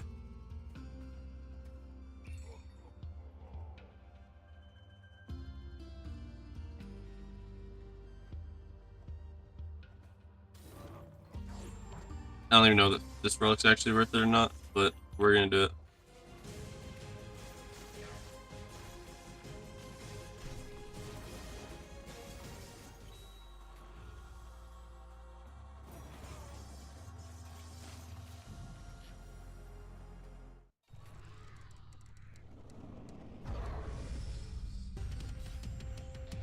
Mischief. Uh-oh. Do not enjoy Mischief at all, I'll be honest.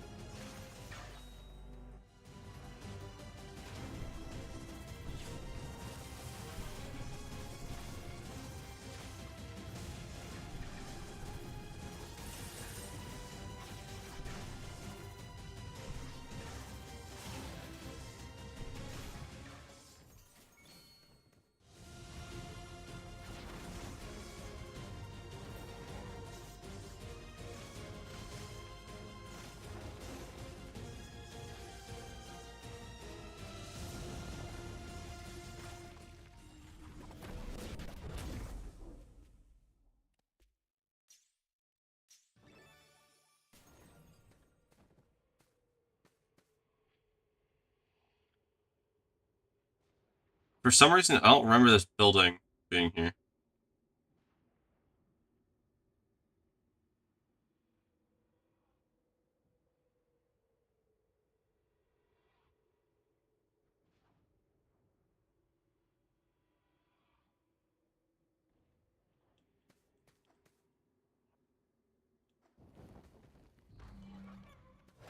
Very interesting. It's mysteriously placed. I'm not gonna lie. But at the same time, it's probably just always been there, and I've never actually fully realized that it's been there.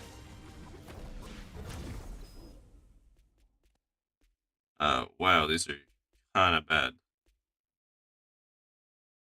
Uh, let's just take Arcane Bolts over fire, I guess.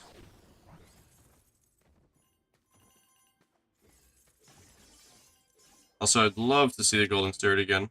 Now I know I gotta murder it.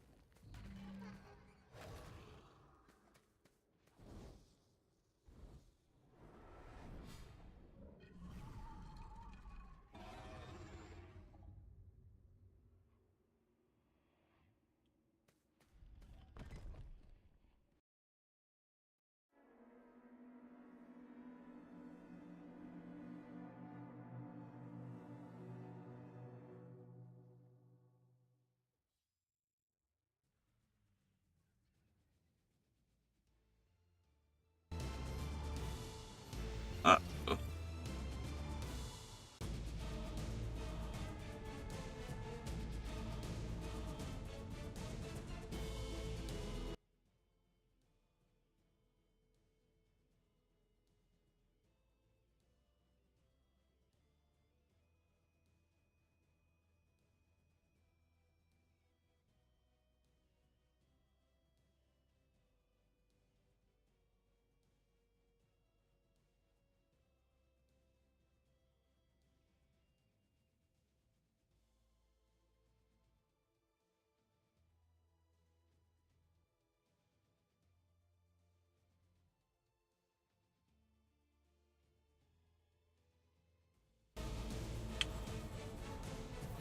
Alright, back to the flight.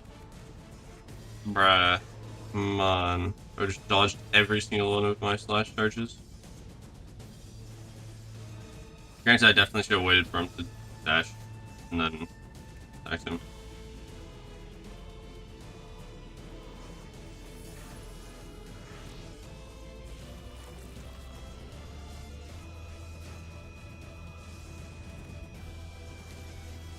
Just go ham. Just go ham. I mean, this damage really sucks. I could die. I could become 1 health if I just keep taking damage, but...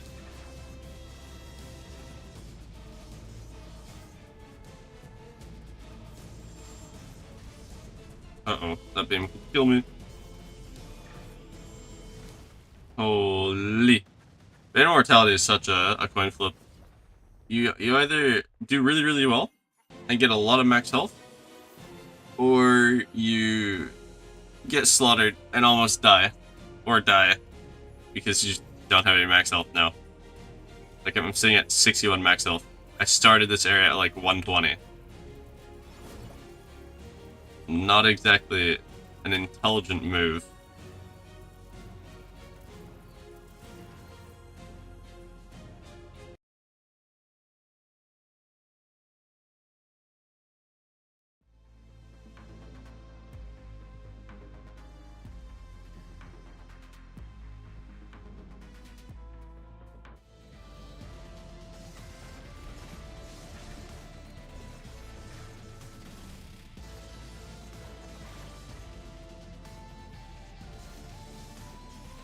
Okay, nice, yeah. So the attack indicators are actually moving alongside uh, this enemy. Whatever enemy it is, the Charger, I think is what it's called. Because before you'd like knock them back and the indicator wouldn't move with them.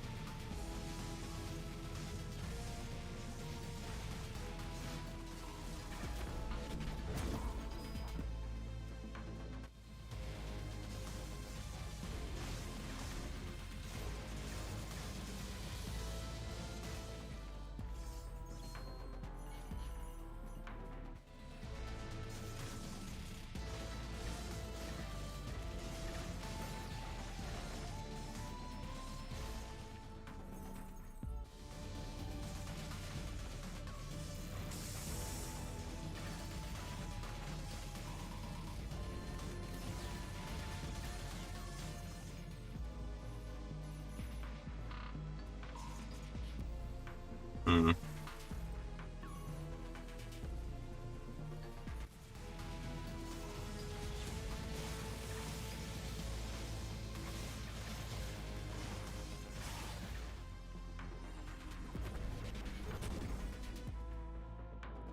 Crit or damage? Hmm.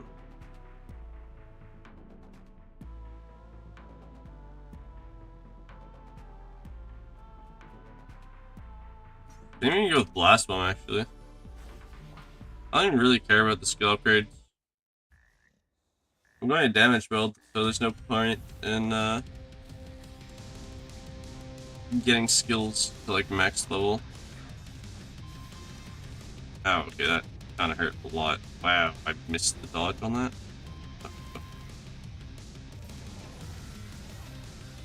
I fixed it. Holy, I'm so low. And I can't spend it on anything? Oh, no, I can. I have a little bit. A little bit of money. Spend it on regen, I guess.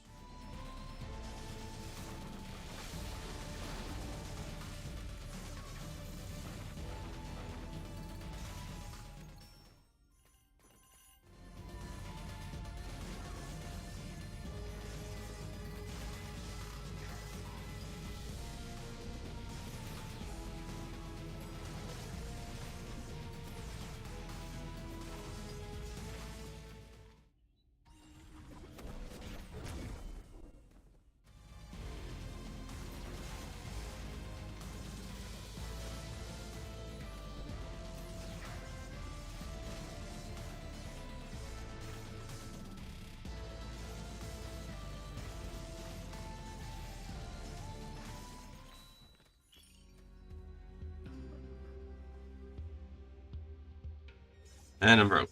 I can't buy anything. Can't even buy the healing part.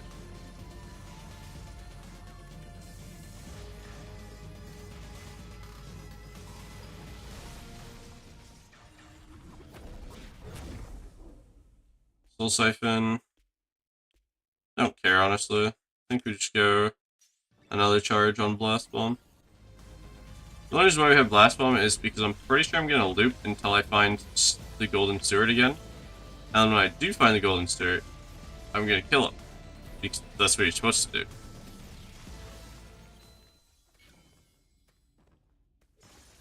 And I'm not going to let him escape this time.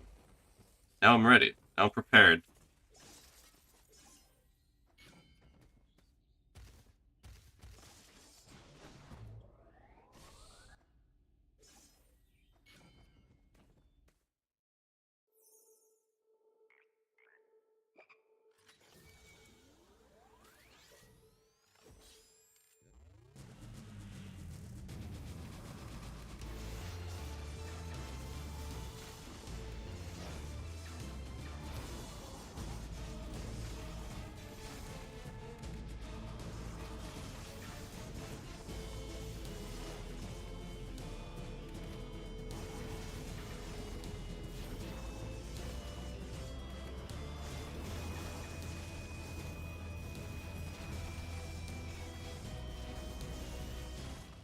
Oh my god. That was kind of close.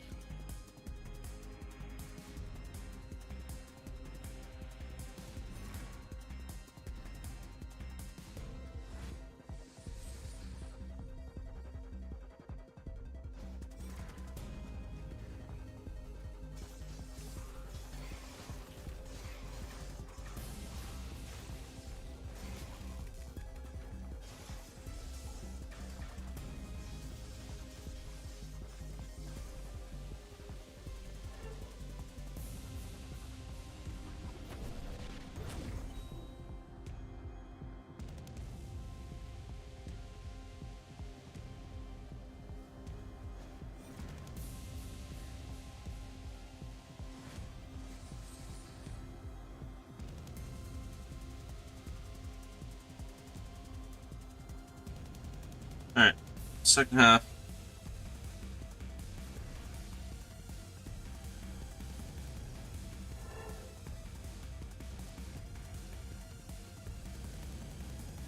Anything we want to toss away? Yeah, there is. But I guess we get a relic collector first. In case I want to reroll the relic that I'm gonna get from here.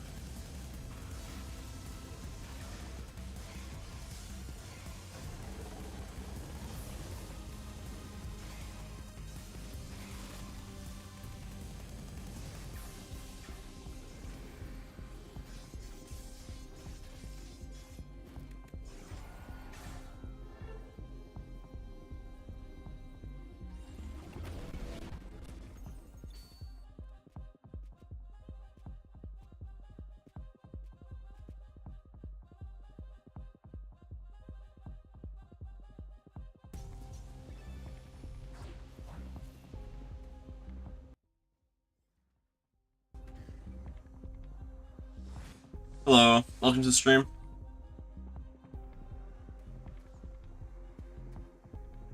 Let's go reroll some relics first, I guess. Or next. Alright, so for sure we're rerolling Call to Arms and Ruin's Ring. Also go Guards that picks up, not actually utilizing it.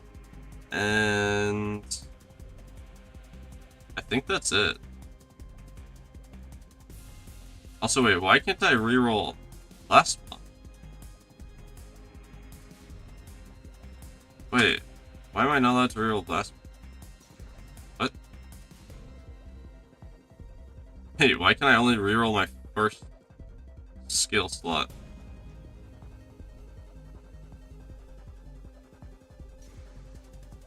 Weird. That might be a bug.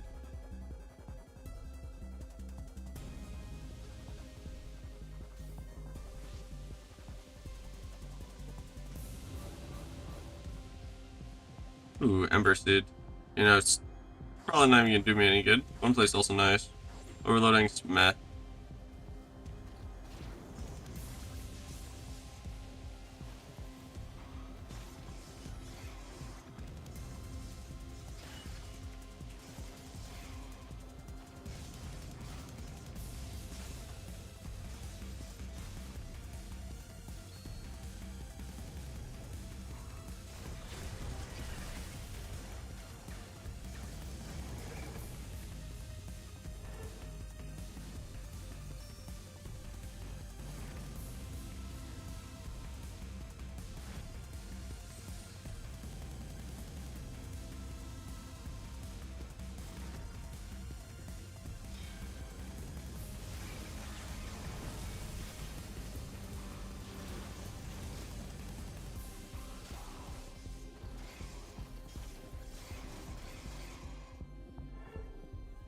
Damn. I burnt 2 apples. I'm assuming they were apples.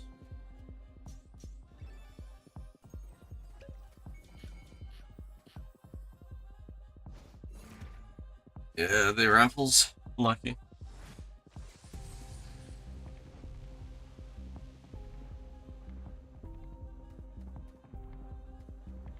Yeah, I agree with that, honestly. I'm not really, like, I don't really enjoy the Night Charge projectile upgrade. However, I decided to try it, and it's like, it's okay. Not necessarily fun, because you lose all the iframes, or invincibility frames, that you used to get along with it, by being the projectile. But, you know what, it's honestly fun.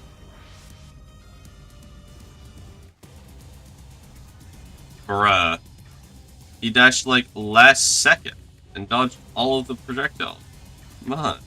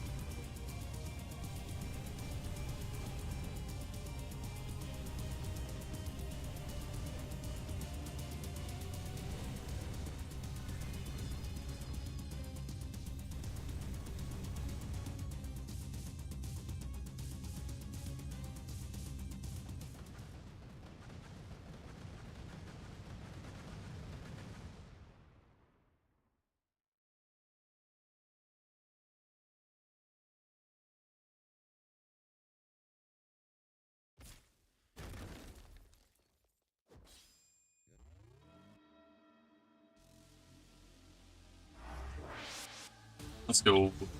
One.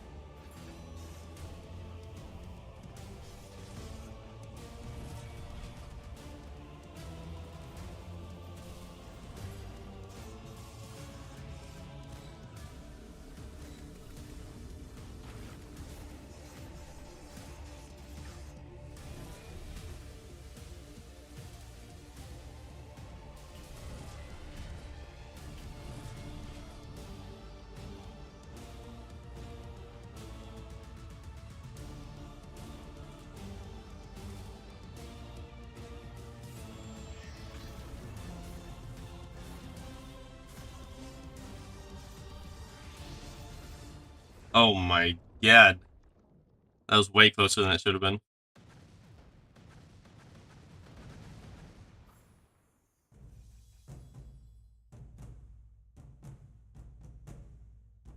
Yep, I totally agree with you.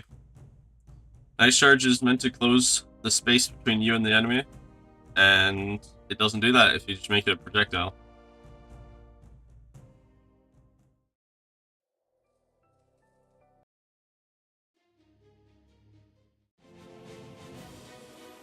Alright, I'm just going into Endless. I'm going to loop until I find the golden turret and kill it.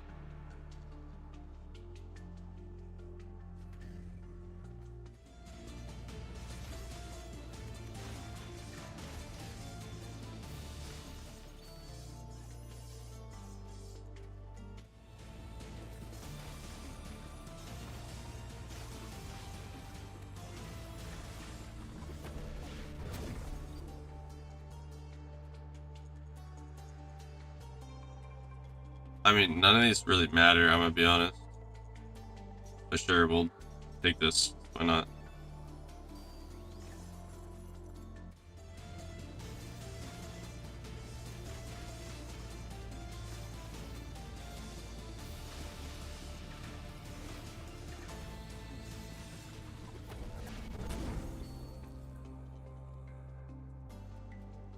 Yeah, crit builds are real strong.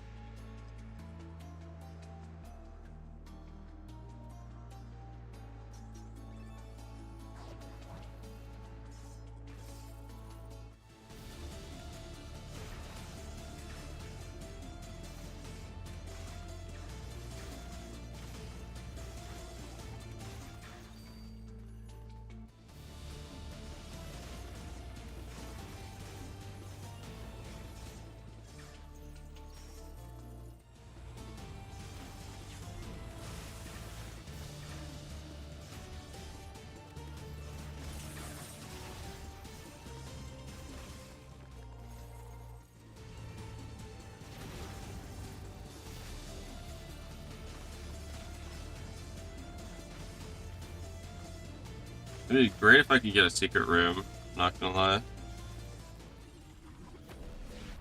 Since I'm actually prepared for the secret room now. Have Blast Bomb.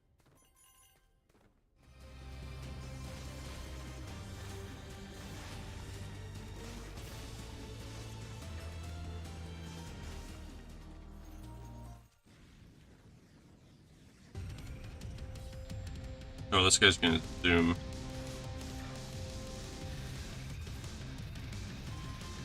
Yeah, bro's a little fast. That guy was zooming.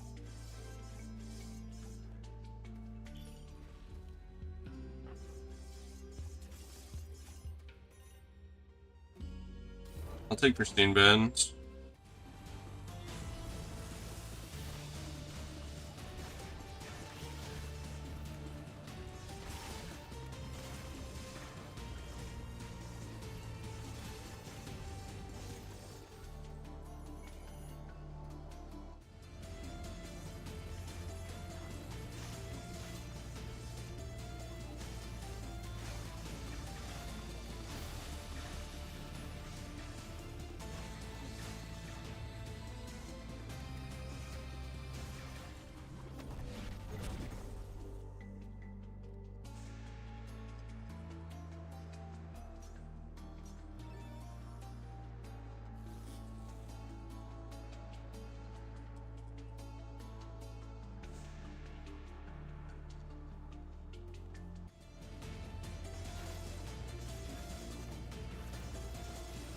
Yeah, Hailstone Armor used to have an infinity, and they got rid of that, which is very, very nice. Also, I got the secret room. Let's go.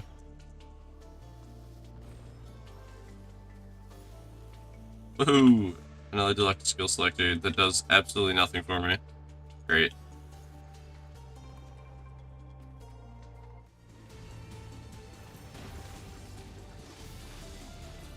But yeah, back on the Hailstone Armor thing.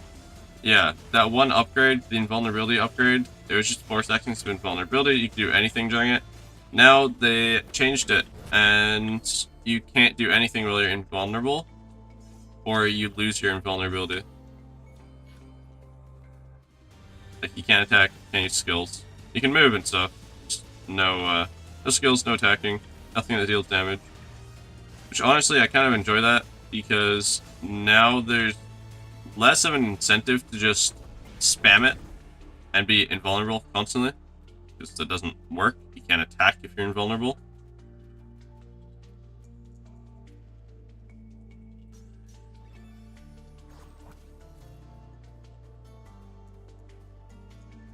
Yeah. Honestly, I'm glad they did it. It, it was just too broken.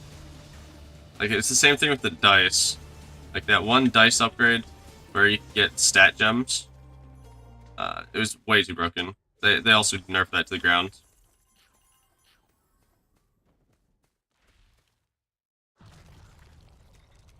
Ignaza. I've not seen Ignaza in a long time.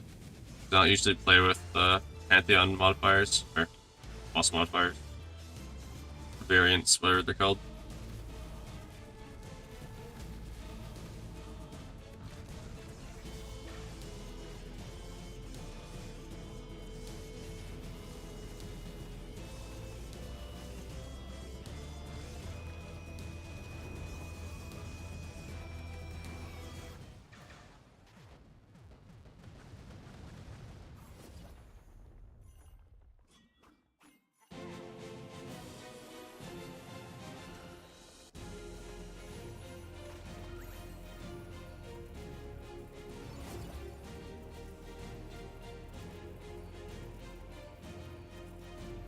I guess we just go crit here. More crit, the better.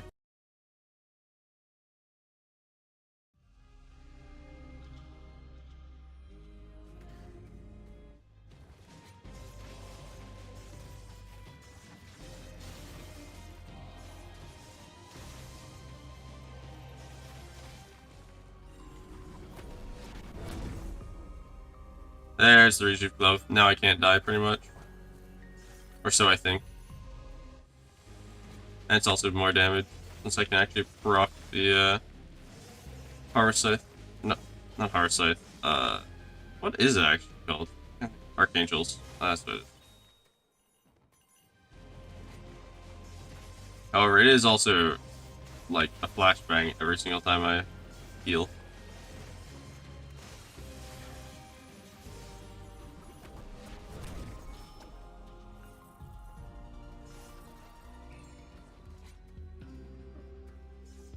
$10 gold out of this? Doubt it. Wow, 10 gold. Perfect. Now I most likely will never die. 2 health on crit. Kinda nuts.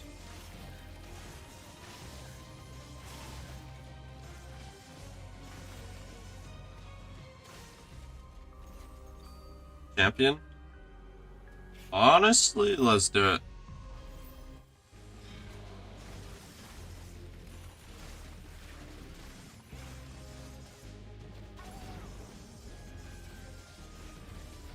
Uh-oh, I got frozen. Wasn't great, but we're good. Also, Golden Stewart. Why is he so fast, though? There's no way I'm killing this guy. There's no way I'm killing this guy. Bro is insane. Bro is zooming. Why is he so fast? Bro. Why was he so fast? Oh my god, dude. He was faster than the speed of light. No. What the hell was that? How do you kill something that just moves at the speed of light?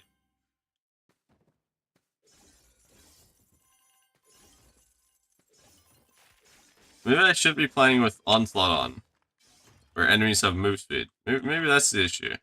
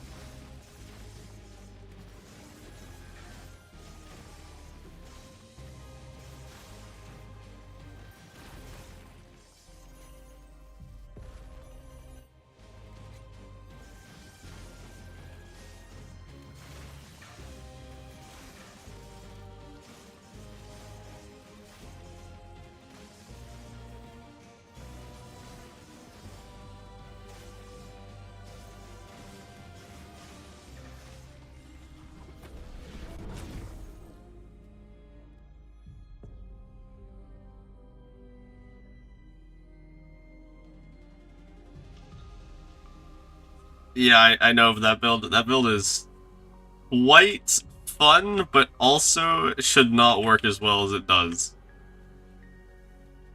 Like, it really shouldn't work.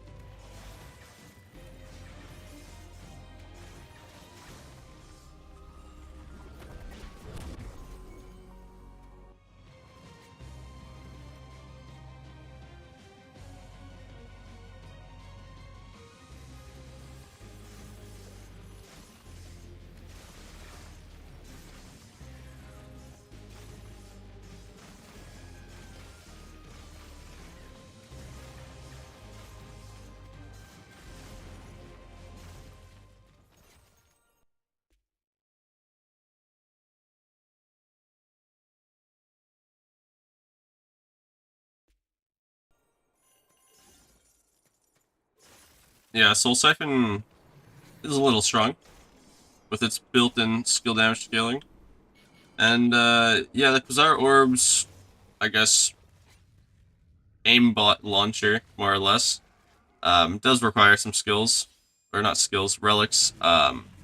Mostly just Supreme Ambition, though. That's really all it needs. Because it benefits from Supreme Ambition. Like, the projectiles that you launch do proc Supreme Ambition, so it's pretty easy. Once you have those, like, one relic, or less. Which you can just reroll and buy in the Nexus if you have enough Ember.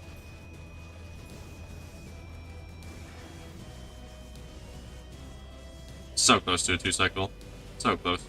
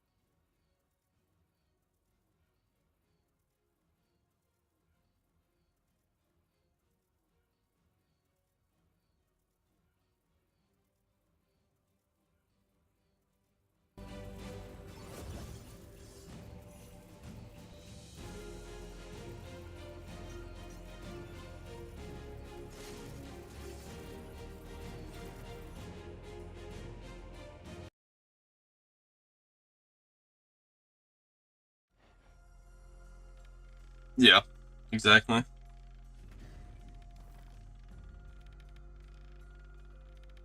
don't think there's a point in any of these. Oh, yeah, I can't pick up Band Immortality again, right? Yeah. Just double checking, you know? You never know. Maybe they changed something. I mean, they didn't, but, you know, maybe.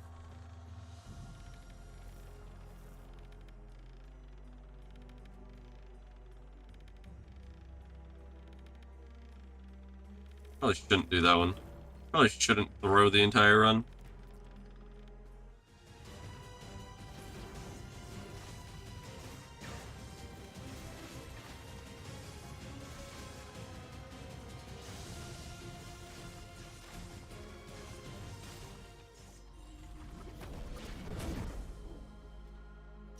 Discount card's nice.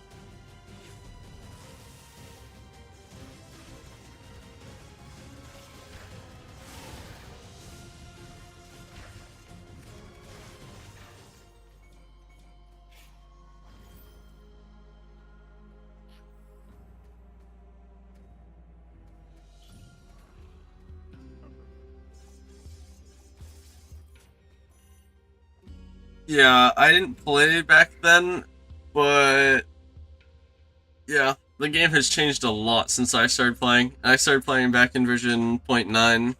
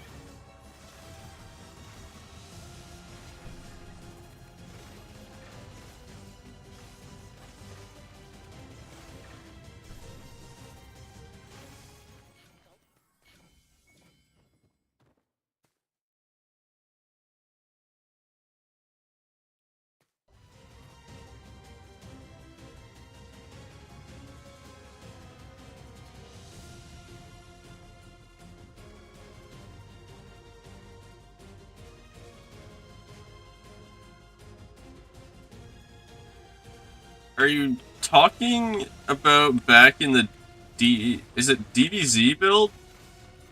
DBZ? I don't know. It was a speedrun build where you just spam Phantom Spears and basically insta-kill everything. And you'd have so many charges because Overcharge Gauntlet used to refresh 3 or something. Like, is it back in those days? Because I've seen the world records from back then that are so crazy. Like, 3 minutes for 3 worlds.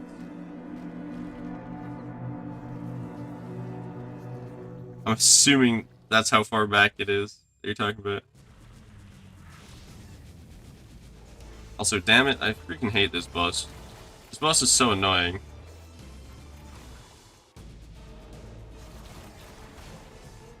It's just, like, tedious. You can't get a lot of damage off on the boss, where he goes cocoon and runs, more or less. So, ow. Those chains kinda hurt. Those chains kinda hurt. Like, a lot. Holy. At least 7 things that I can kill.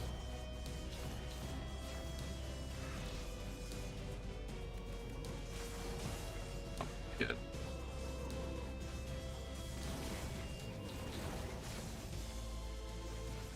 Wow, that was something of a boss fight.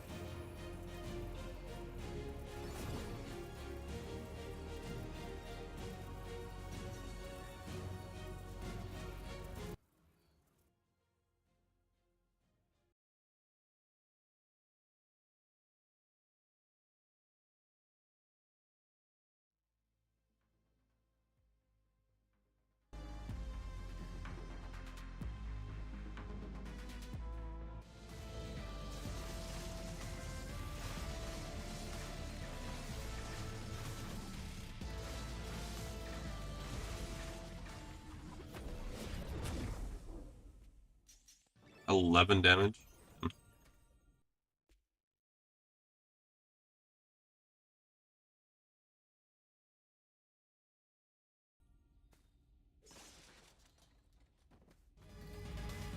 Yeah, I think that is the, like, the core of the build.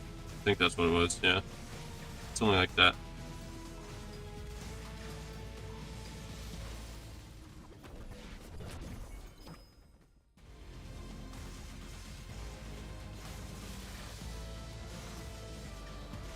I mean, in the last updates, any skill was good with Supreme Ambition.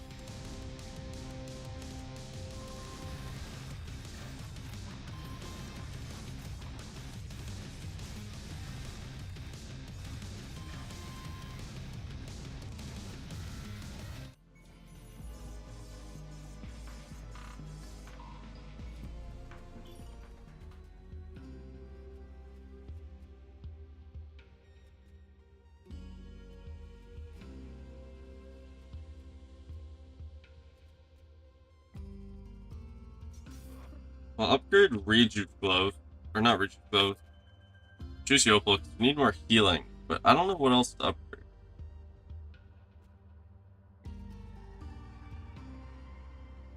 Ornate is kind of useless.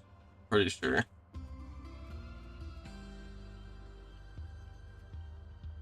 Maybe it's just pristine. Yeah, I think it was just Pristine Band. Maybe gain more max health for perfecting room.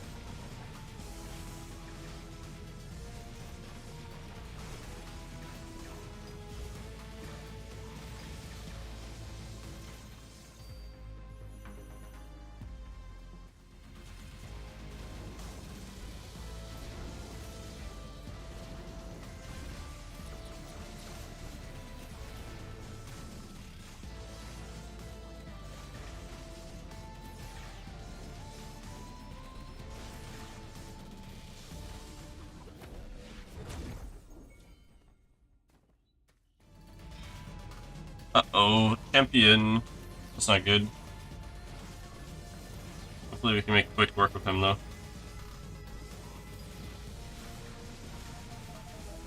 Holy... Wait, he does so much damage. Wait a minute. Bro's insane.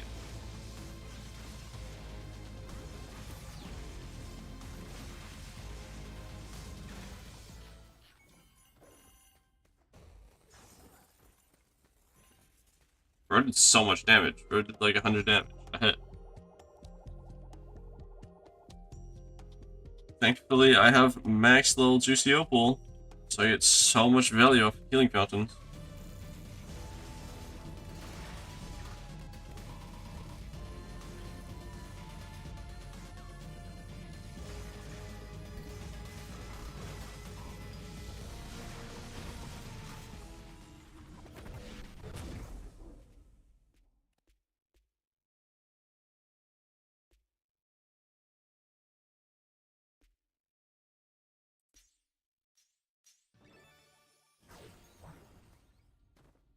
Yeah, I agree.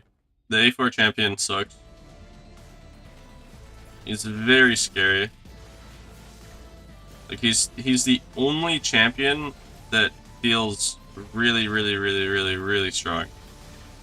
All the other champions are like strong but not overpowering. He is just overpowering.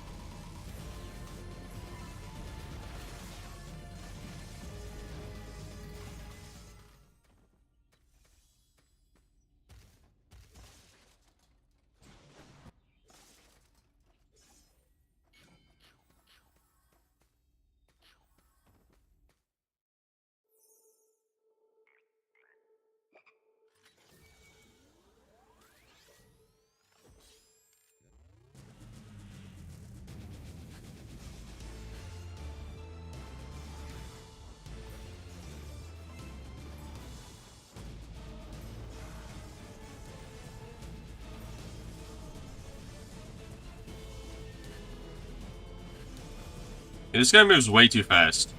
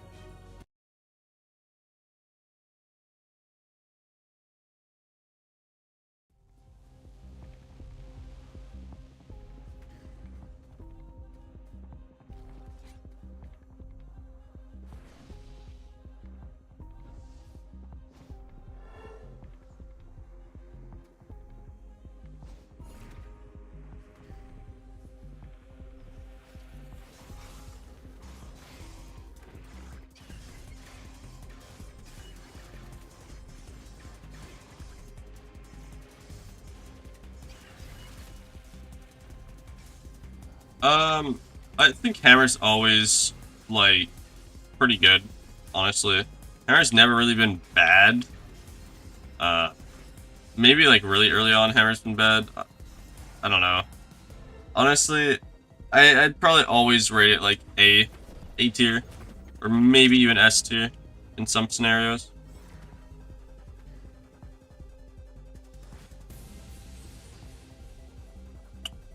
It's just hammer has everything, and you don't really need anything. Like you're kind of just like set from when you start the run. You kind of just have armor if you take the right mods, obviously.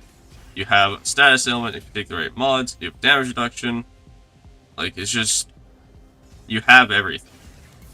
And you only need a fair few relics to make a good build on hammer.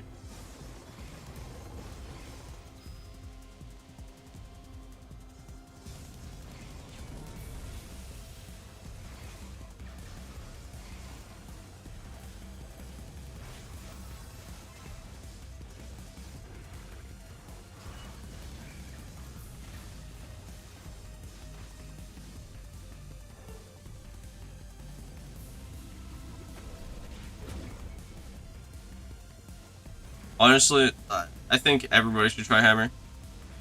And try it with, like, the best mods, which I believe is 231, I think is the best mods for hammer.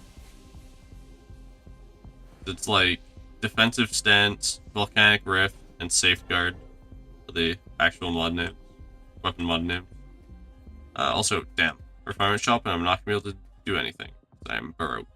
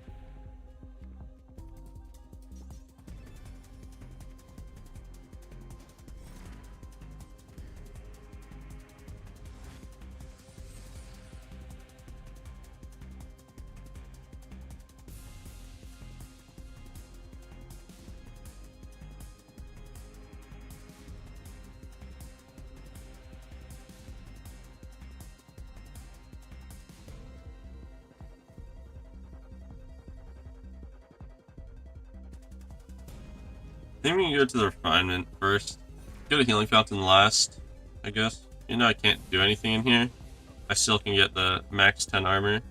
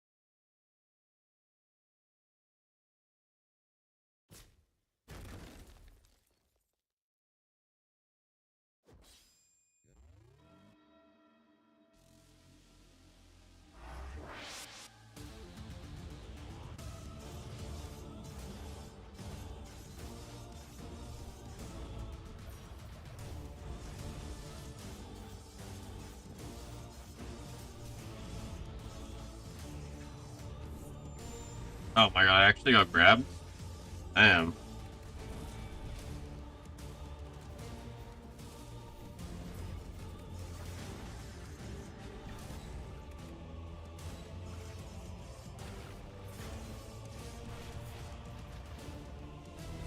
Uh-oh.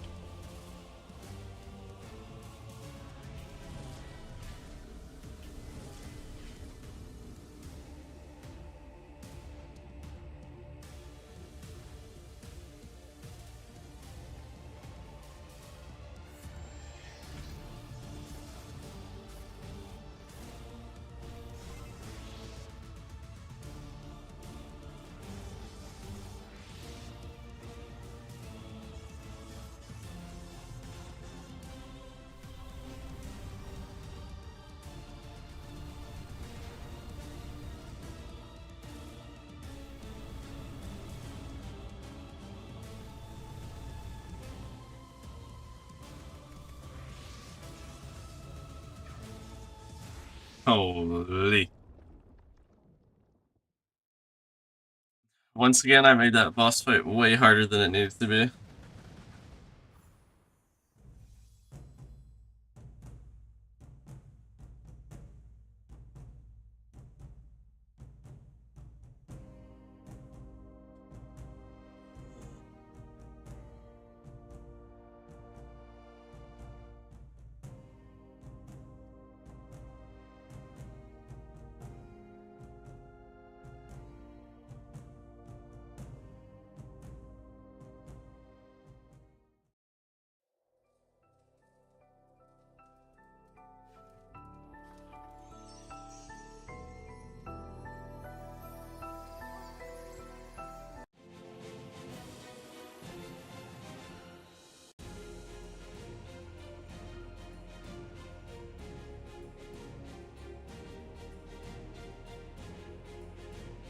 Alright, I'm ending this run because if I want to actually kill the Golden Stewart, I need to not have move speed on. Also, let's go. Played 2 loops. Easy. And shows difficulty. Let's go.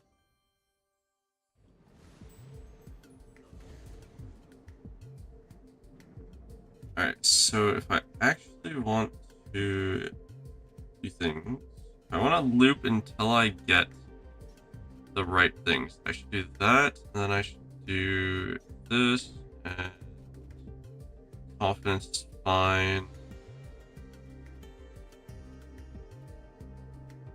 Cost per world. I mean, I guess that's okay. And that's fine. Okay.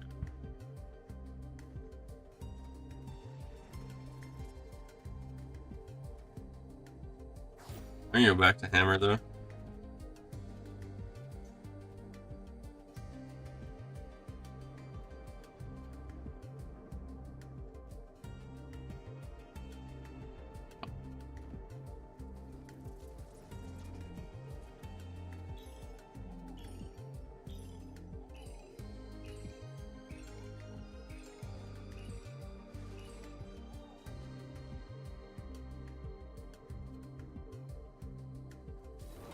Since I've had Supreme Ambition, I'm just gonna do a staff run. I was gonna do a hammer run, but I think staff is better.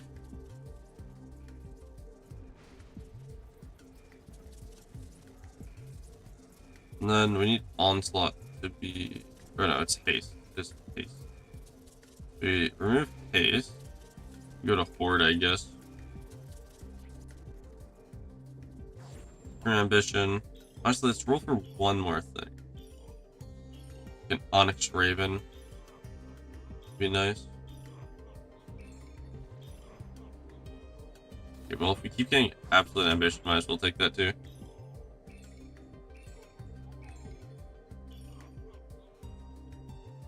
Need something to refresh, though.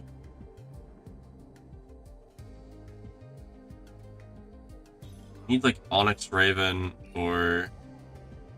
Well, yeah, I got Onyx Raven now, but I don't have a status element, apparently.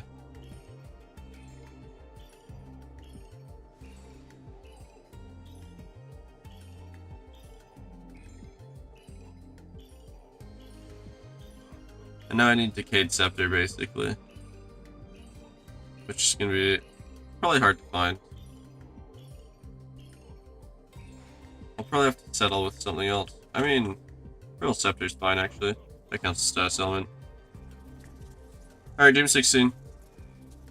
Onslaught 4, Horde 4, Doused 1, 5 Blitz.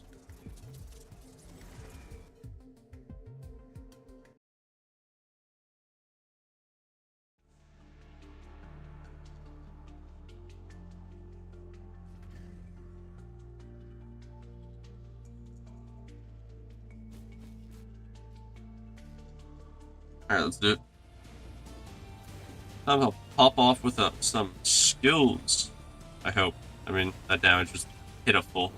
I'm not gonna lie.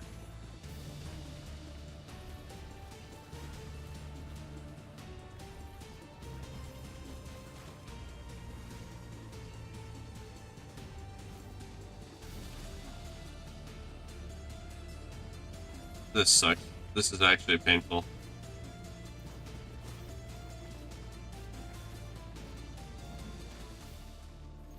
Forgot how weak skills are without scaling skill damage. I mean, I have scaling skill damage, I just don't have damage now to actually get the scaling going. And I guess this room helps out a lot. There's so many small enemies that are like one-shottable. Oh, and there's bolts. Oh, there's also blast bomb. I think I go blast bomb, because if I get the secret room, then I can actually open it. And that's huge, being able to open secret room.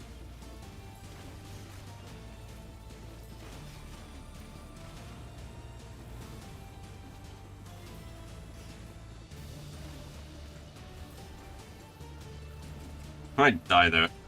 That's so crazy that I might actually die.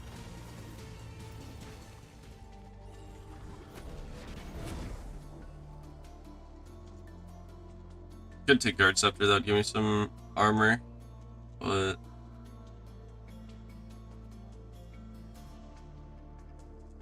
think we just need something that'll give us damage, like Search Pendant. That's something. Honestly, General Saber is also good. It's not good now, but it'll be good later.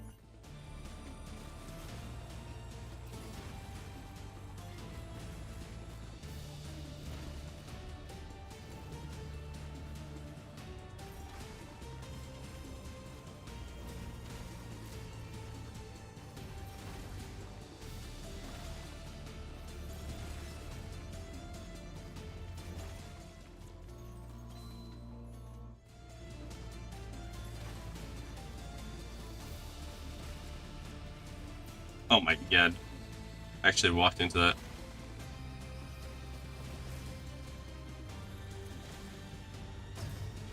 Bruh. I hate that instant spin up. I mean, I probably should have known that they were gonna spin up, but come on.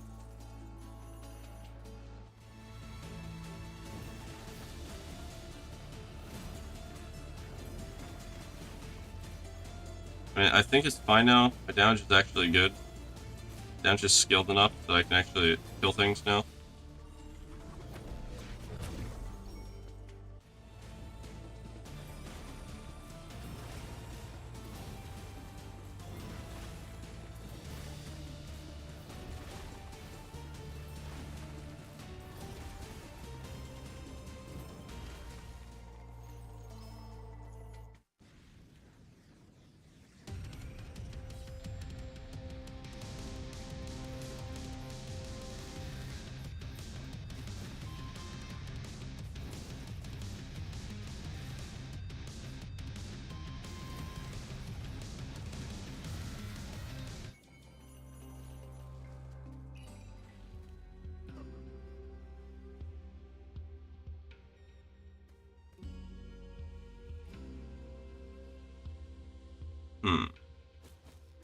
I have like no gold. Feels weird having like almost no gold.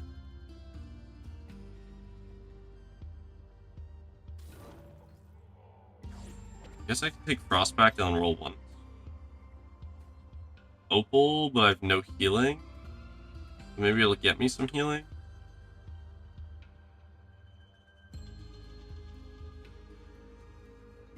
And Wisp damage is also kind of crazy. We'll take Opal.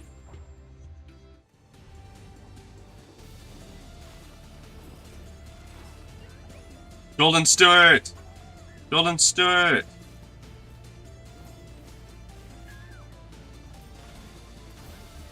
Let's go! How much gold did I get though? Wait. My like gold value like didn't go up. Wait, what? Was it only like 100 gold? I think it was only 100 gold. Which I guess makes sense, but it's not really... I don't know if it's worth it to actually kill it.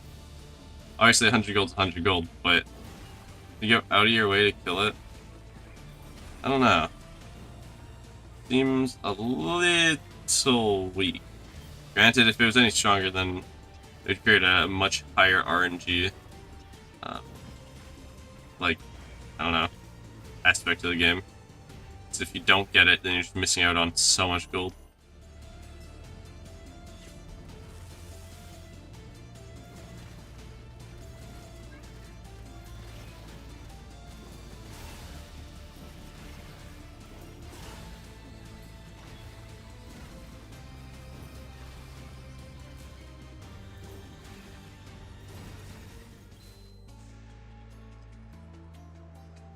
What's the 400% skill damage? Huge. Also, more ash. Let's go. Let's just keep stacking that ash.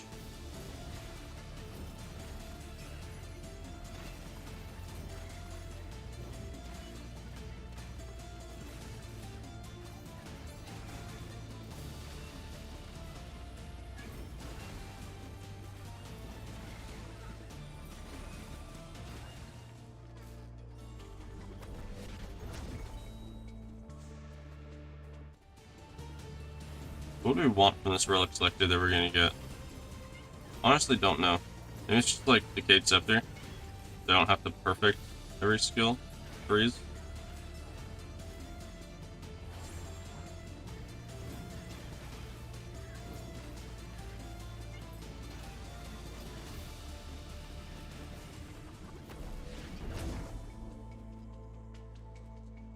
Chronograph is nice.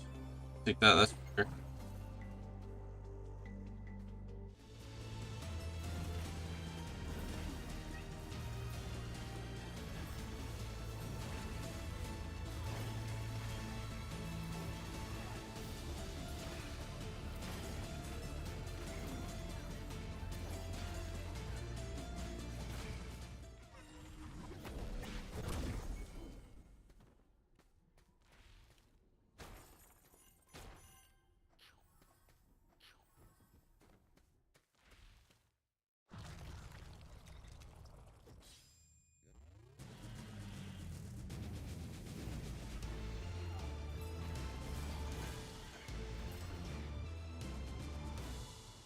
Okay, Blast Bomb's cooking.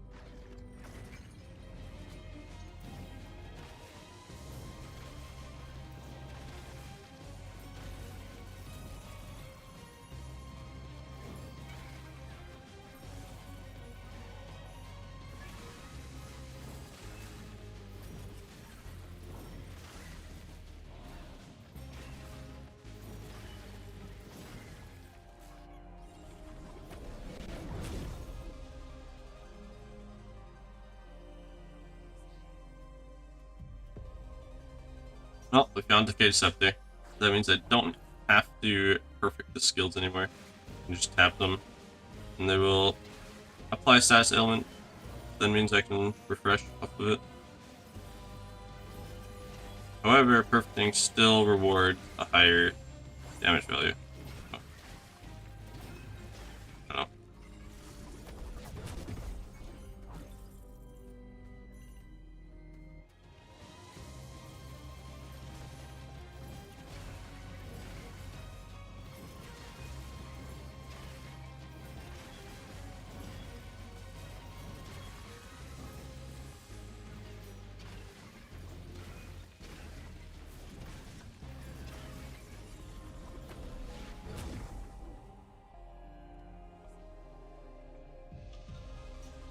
Now I definitely upgrade because our orbs to Arcane Bolts. Arcane Bolts are just objectively better at this point.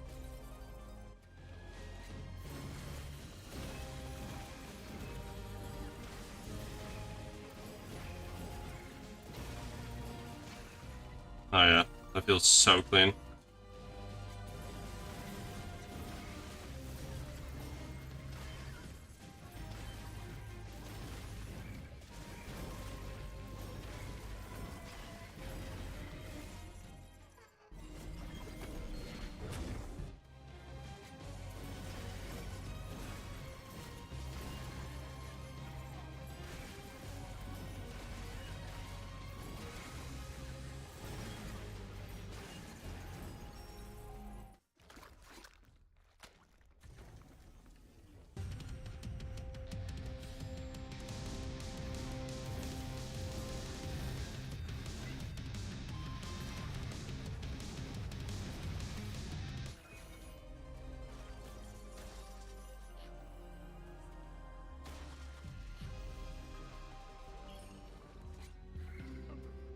And we get rewarded with Harvest Scythe? Oh my.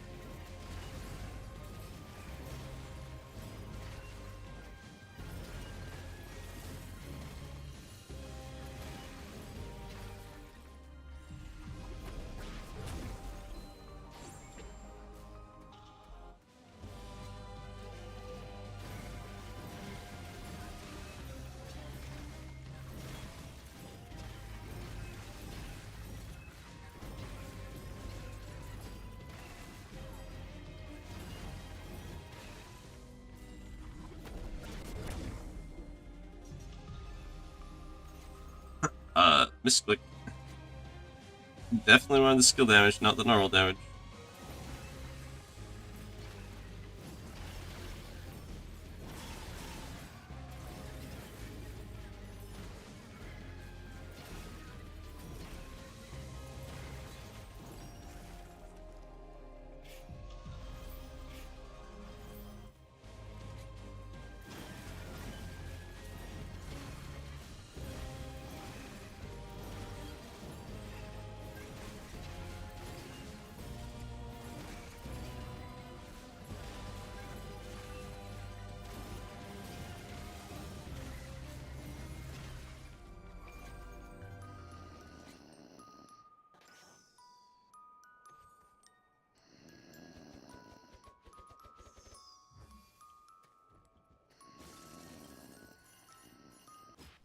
Wakey wakey.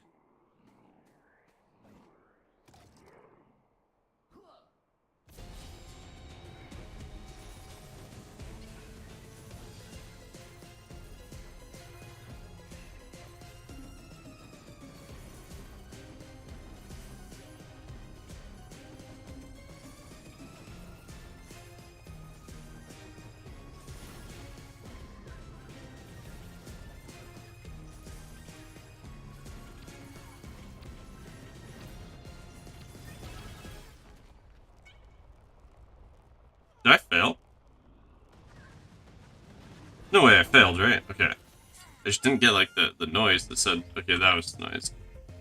It was delayed. It scared me a little bit, I'm not gonna lie. Frozen there, burned. I mean, it's not great.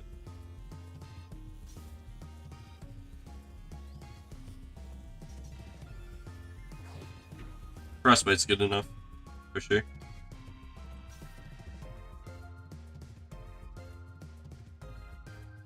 Huge. Actually, the best upgrade for Arcane Bolts. Upgrade 1. Your bolts become ghosts. Whenever you defeat an enemy with a ghost bolt, another one is summoned to seek out another enemy. Actually insane.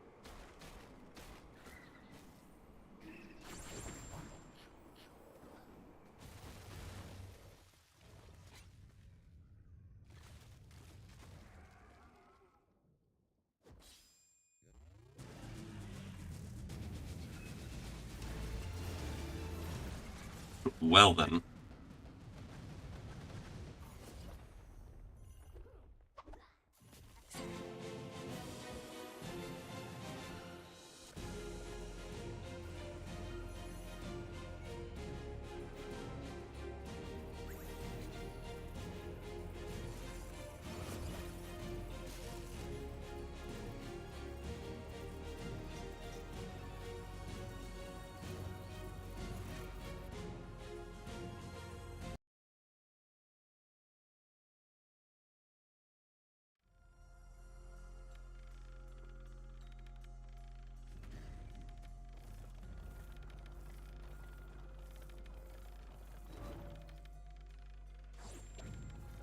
But anyways, I'm just the easy choice here. Since I'm just using skills only anyways. Or a single skill mostly.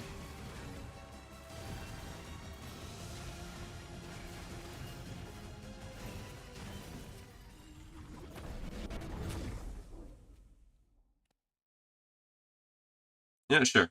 Let's test the nerf spell in a bottle.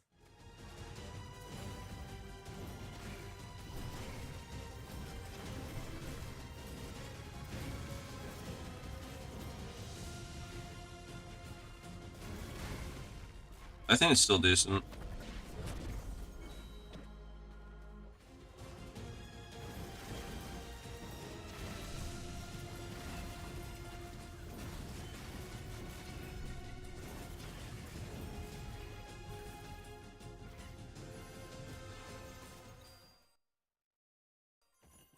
Probably go skill selector.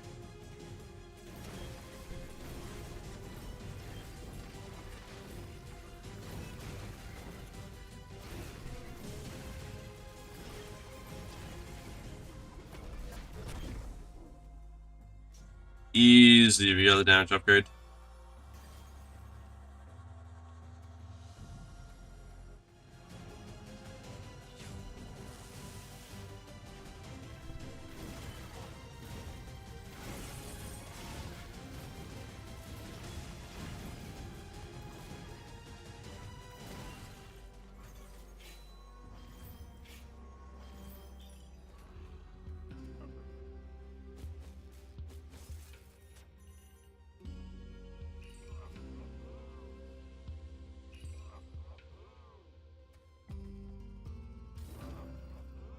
Black Ice is an easy choice here. Since it increases my skill's damage if I perfect it, because then it becomes freeze damage, and then it gets increased by 50%.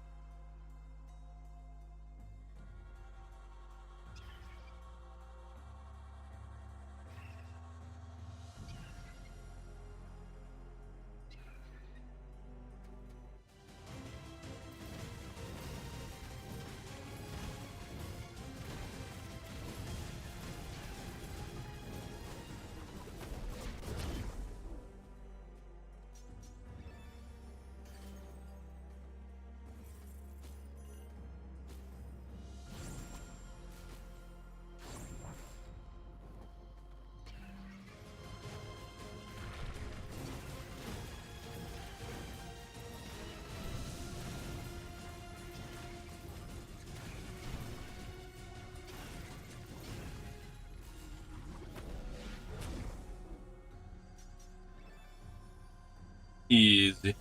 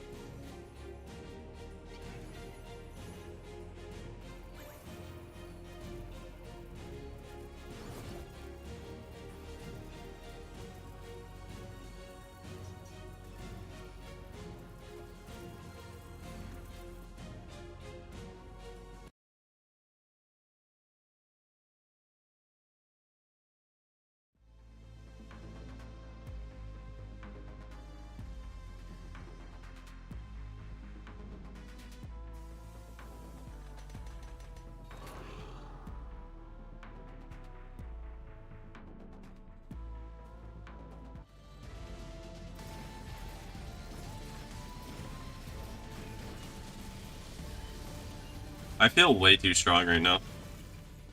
I knew this was gonna happen, but I just feel way too strong. Everything is just dying without, like, lifting a finger, really.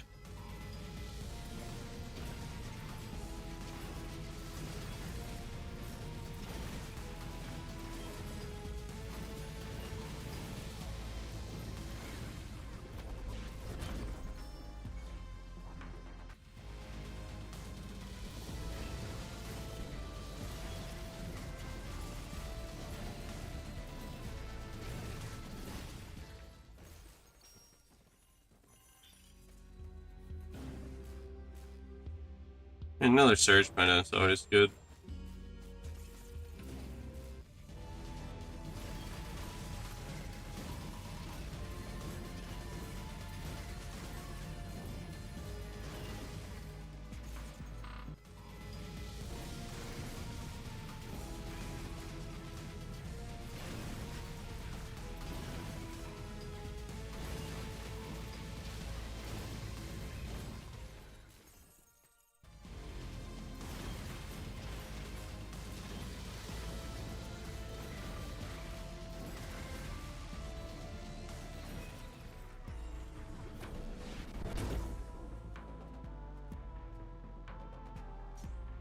Guess the frostbite works.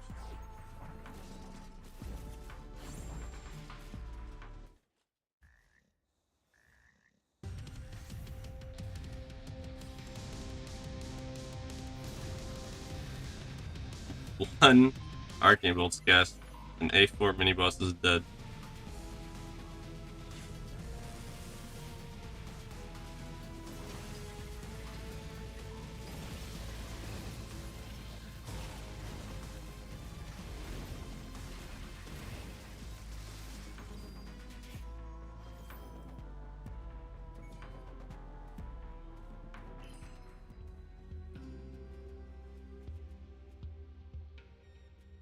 Either max frostbite or upgrade spell in a bottle. I think I just max frostbite. Get it out of the loot pool.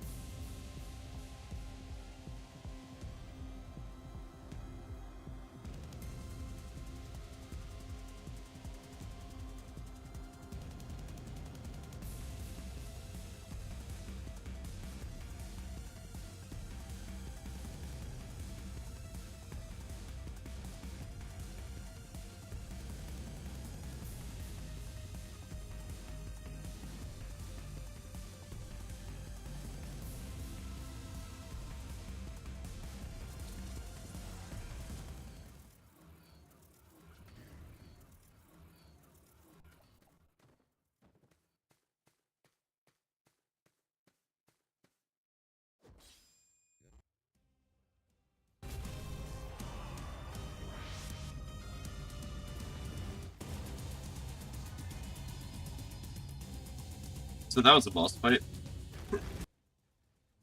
Rather.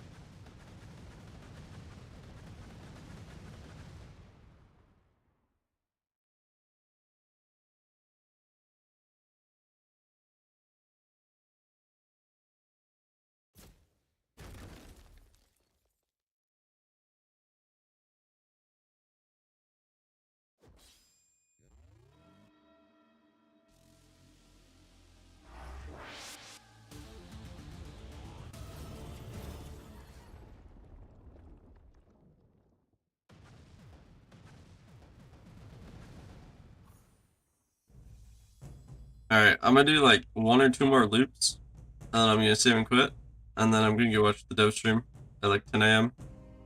Or for me, it's 10 a.m. in an hour and 15 minutes. So maybe we can do 2 loops, but I think it's gonna be a single loop, and then I'll end the stream after that this next loop probably, or maybe 2 loops, so that we can all go watch the dev stream and see what they have to say. In this mode, would you like to keep playing it in this mode? Yes.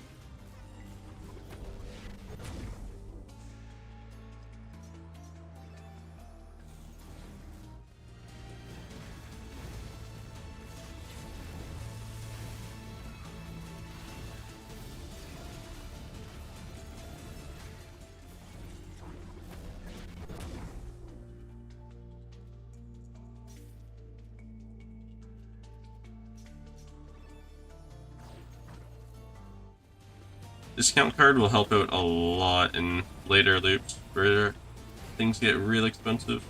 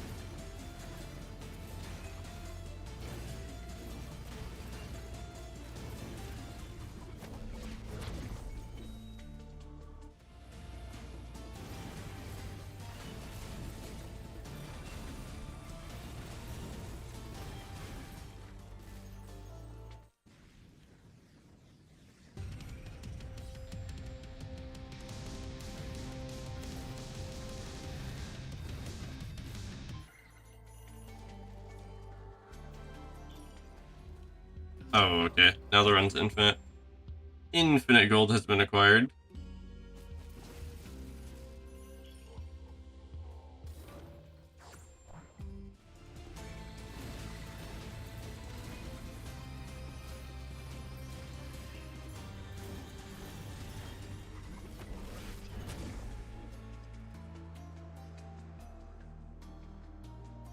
Interesting.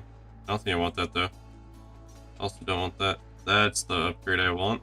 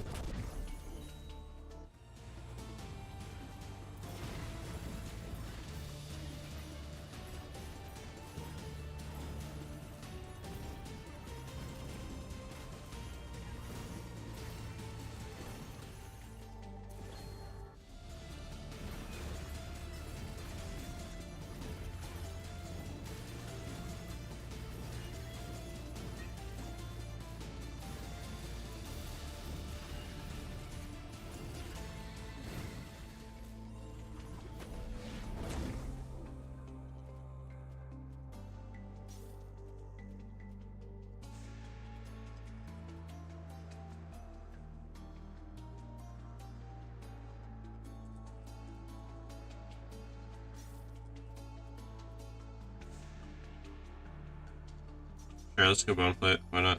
We can also open the secret room here.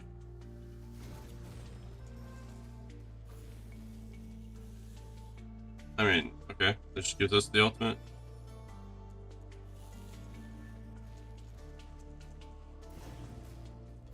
Probably should have went to the other room. I don't really need to get all my skills back, skill charges back. Really wasn't the most intelligent option or choice.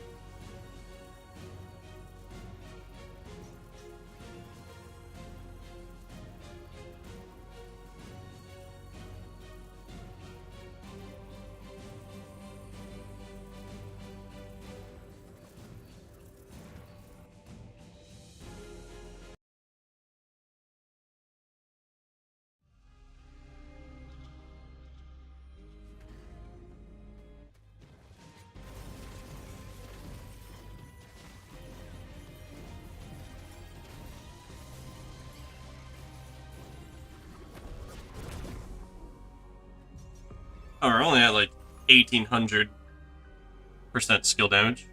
Nothing too crazy.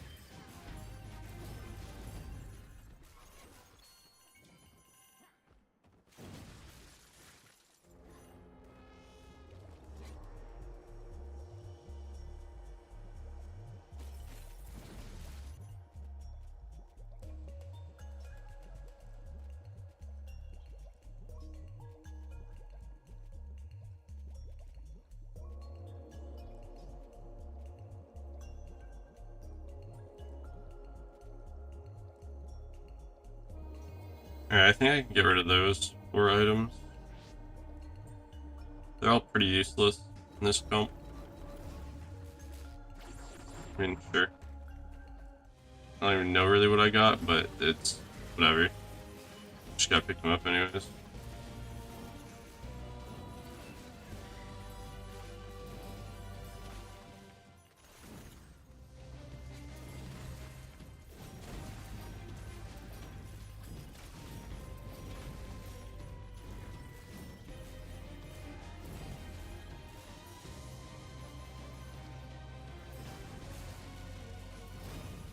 Hello. Welcome to the stream. Wow, I literally just got Red Frostpact and it already wants to be back with me. Let's go Cryo Freeze. You know, we don't really care about it.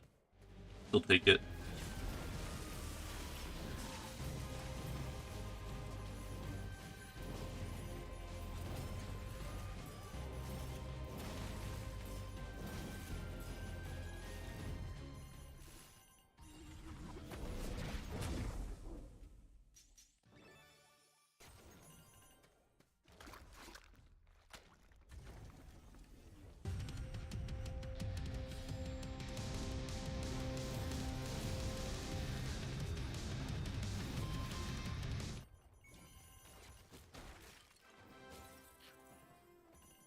I'm doing pretty good. How are you? I'm just, you know, playing around with the new updates. Just, doing a looping run since now there's the, good old save and quit.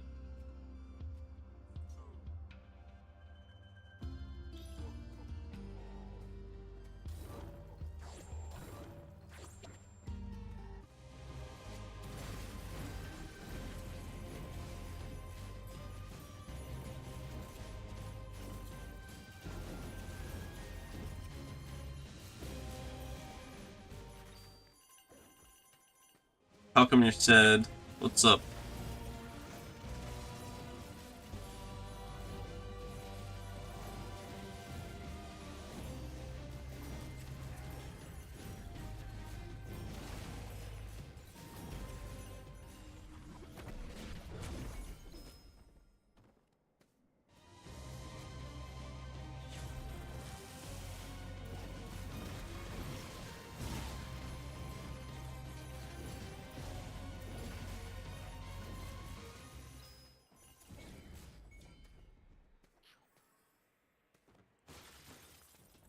Alright, there's also a rainbow color now, which is, kind of sick. It's not like you can see it because of all the perfect casts and effects I'm getting, but, yeah. The color just rotates through colors.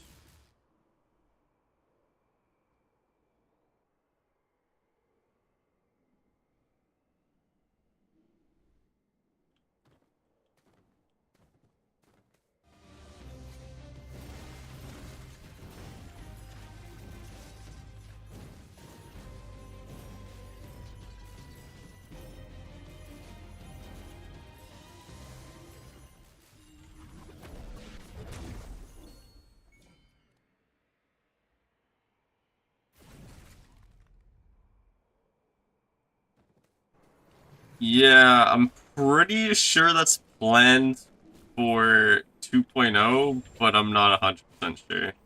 I know it's on their list of things to implement. It's just when they actually do it.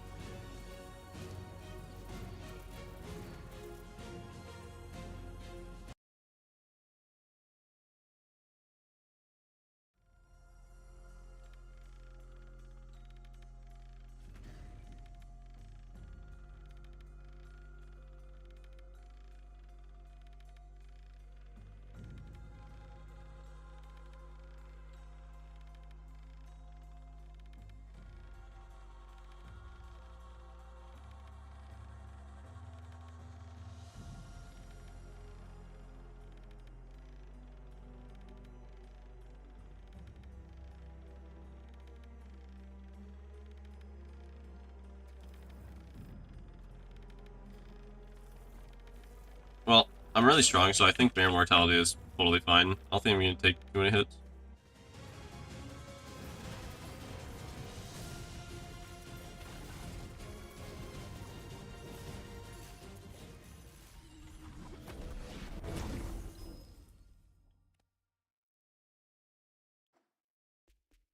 Yeah, I can understand that, but you can always try harder difficulties. You can always try speedrunning. Um, I don't know. There's competition mode that you can try. There's also the credits minigame. I don't know, there's a lot of content, but I do understand that it does get boring playing by yourself.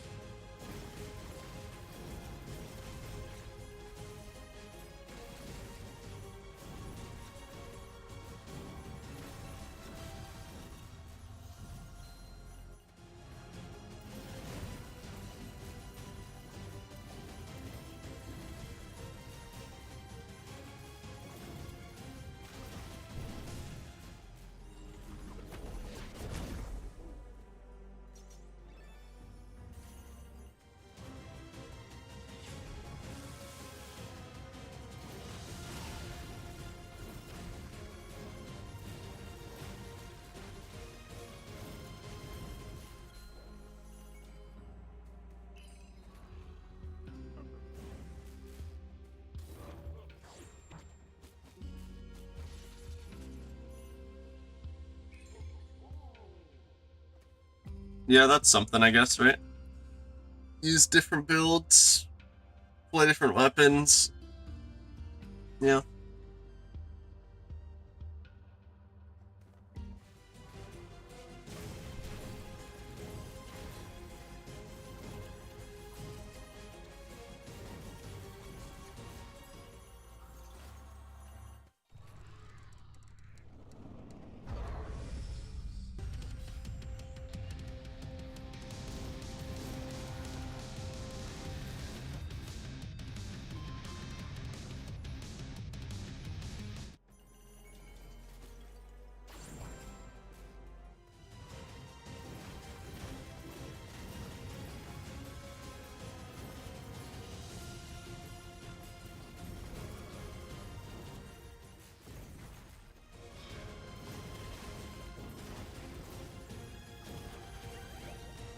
Oh, Golden Stewart! Let's go!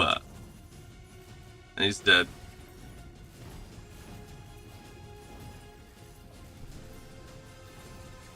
Easy.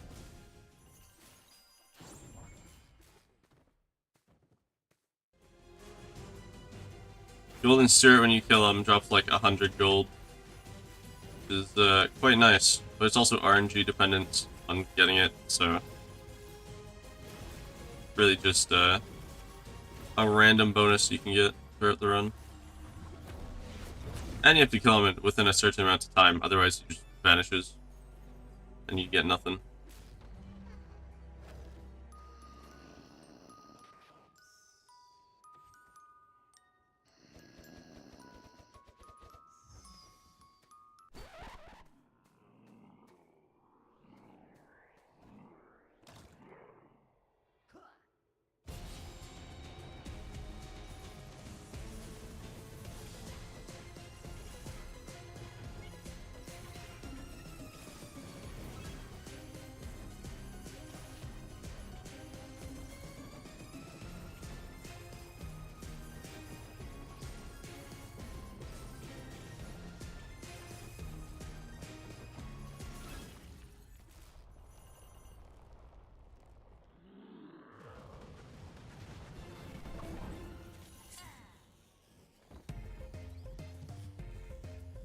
Wow, 2 legendaries? Damn. Only one of them's good though. And it's probably not even good at this point in the match.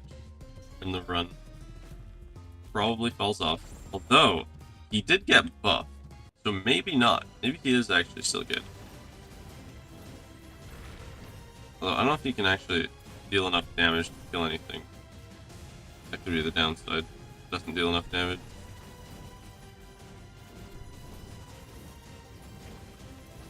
He's probably just gonna exist.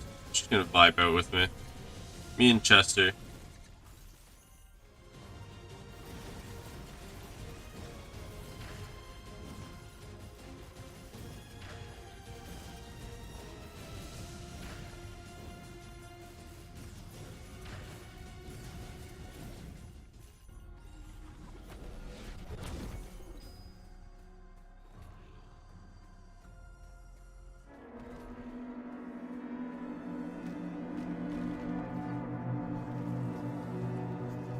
Poltergeist again. I guess it's not really again, because it was a different run, but... Poltergeist. Then. I mean, doesn't even matter. Bosses just don't exist for very long.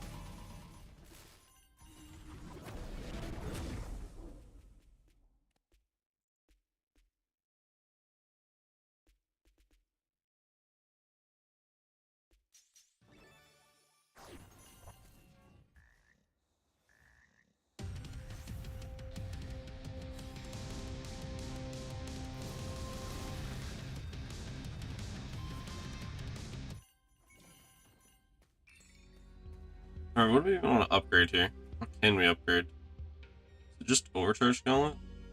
Something else? Is that all it is?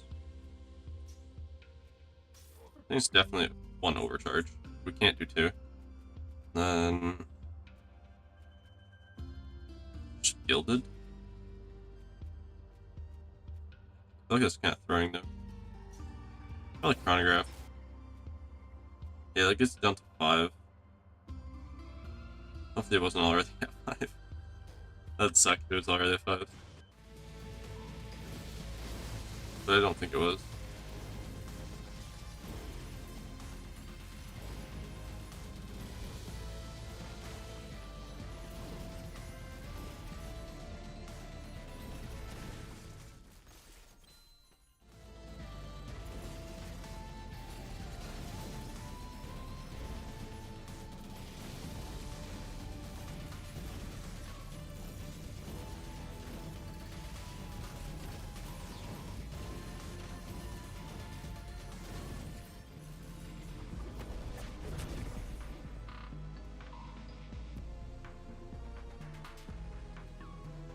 I didn't even pick up the gem.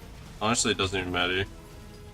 I have so much skill damage, I don't even know what to do. Just like, spam skills, win game.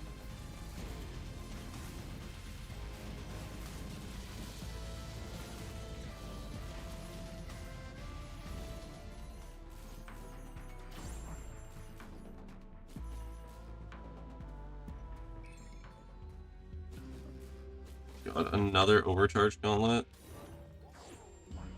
What crit are we at? 74%. Wish I could get Rejuve Bow as well, but can't. Too broke for that.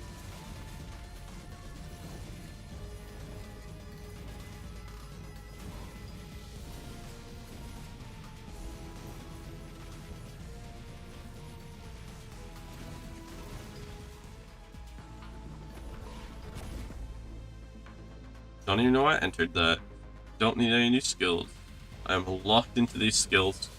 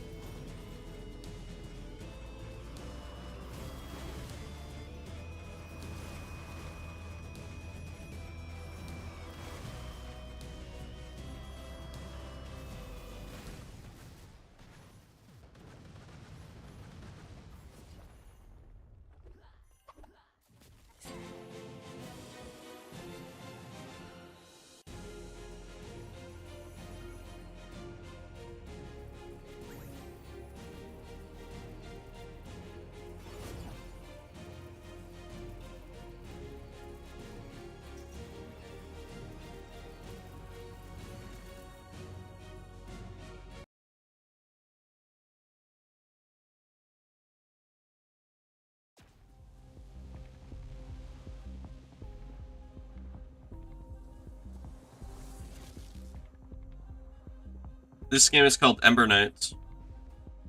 Update 1.5 just came out today. That's why I'm streaming it and playing it. But yeah, it's called Ember Knights. It's on Steam. I'm not quite sure how much it is actually, but it's probably around $20, I want to say. And it should be on sale right now as well. Should. I'm not 100% sure though.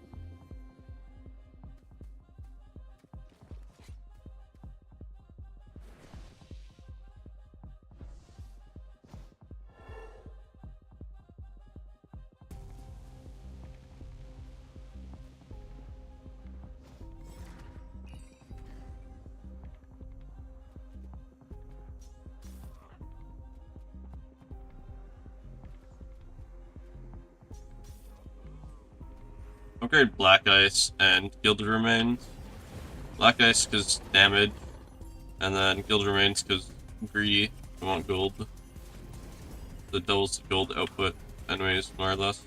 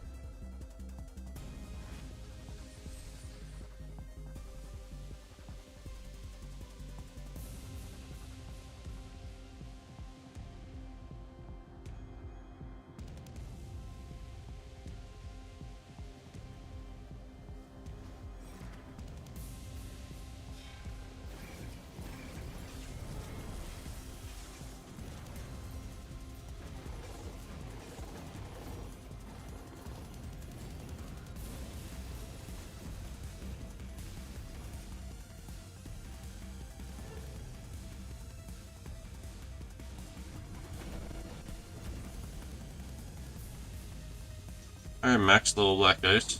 Good. Something.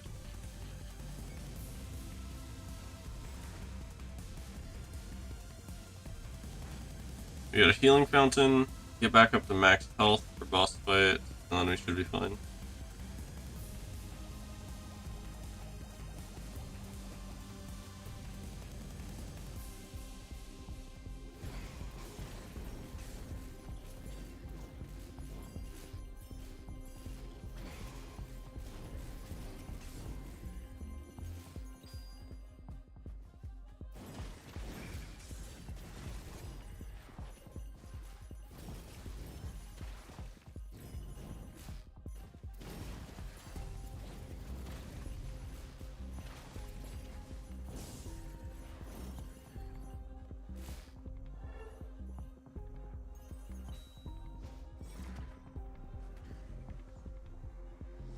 Alright, time to go whale on practice.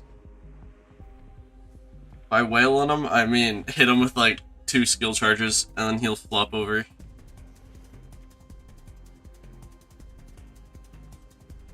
Oh, what is happening?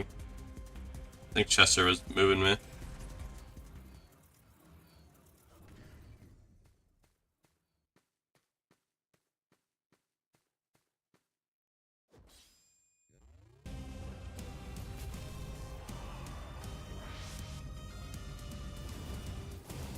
Yeah. Ah, that was too easy. I'm tempted to just sit here and tank every single attack, and then just like 3-tap practice. I mean, it looks like this spot is pretty safe, I'm not gonna lie.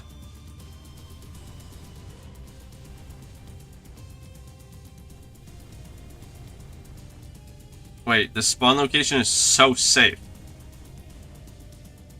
You only get hit by the ones that are targeted. Wait, that's crazy. I hit 4 times and it's the 4 lasers that are targeted to the player location.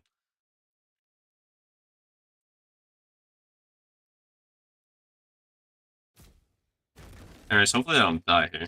I shouldn't, considering I do have the Death Defiance, or Angelic Shield, I guess what it's really called. I also have Broken Skills. Yeah, easy. Alright, we might be able to get one more loop in before the devs go live. We got about 40 minutes before they go live.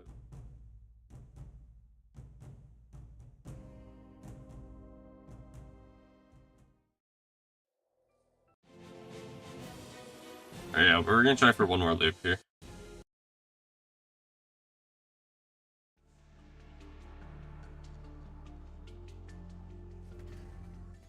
You just gotta go fast. Real fast.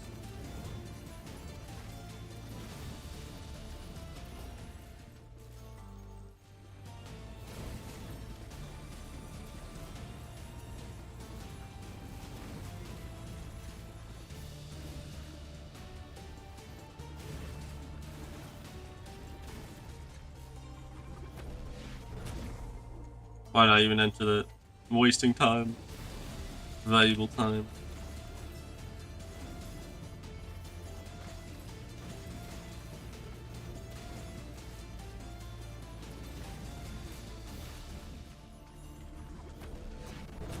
Hey, Greg.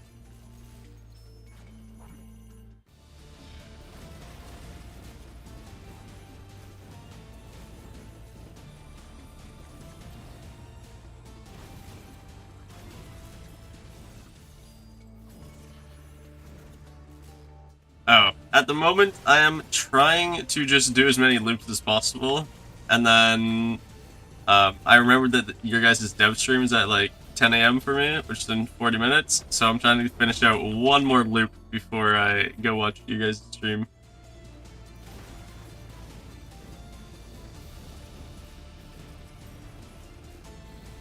So yeah, just endless looping, and then I'm gonna save and quit after this loop. You know, use the new feature. I was trying to find the Golden Stewart, and then I found it the first time, but I had like Haste 4 on, and bro is way too fast with Haste 4. He is, like, he just can't catch him. He just runs at the speed of light. So then I didn't even defeat him and see what it was, so then I had to do another loop, and then I found him again, and I still couldn't defeat him because he's so fast. Then I decided to do this run, where I don't have haste on, so, you know, enemies move slower, and then I found him and defeated him very easily.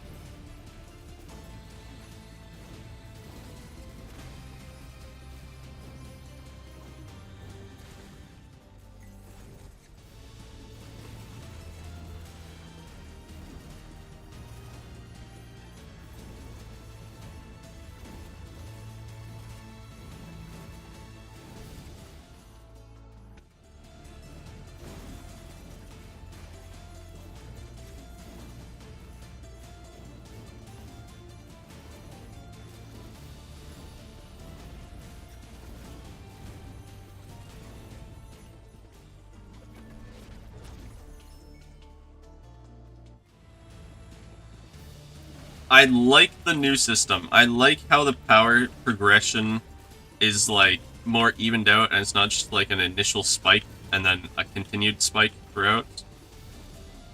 I have been reading the general chat and been reading other people's opinions as well, and you know, their opinions are valid, but I honestly think it's in a great spot right now. I feel like A1 really does just need to be the find the skill you want to keep for the rest of the run, and then A2 would be the start of actually upgrading them. It just makes it feel more balanced, and not just like initial spike and then you win the game off of A1, more or less.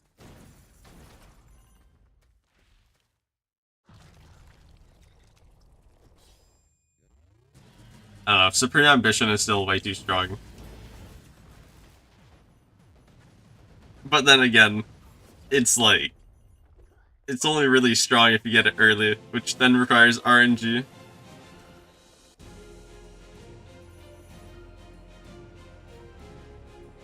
What's new? Well, there's a couple of new things. First things first is the skin. There's a rainbow skin now that just like rotates through all the colors. Super cool. There's also this super helpful function here where you can save and quit now. So you can save runs and come back to them later, and it'll save in the exact room that you're in. Assuming that you've cleared all the enemies out of it, I guess. I haven't tried to save and quit mid-fight. But yeah, that's like the two main things, and then it's also the skills upgrading system got like pushed back, so you can't get skill upgrades in A1, which is honestly better for the run itself, so you don't just get instant power spike and then win the run off of that. Okay, yeah, you can only save and quit once the room is cleared. Okay, that makes sense.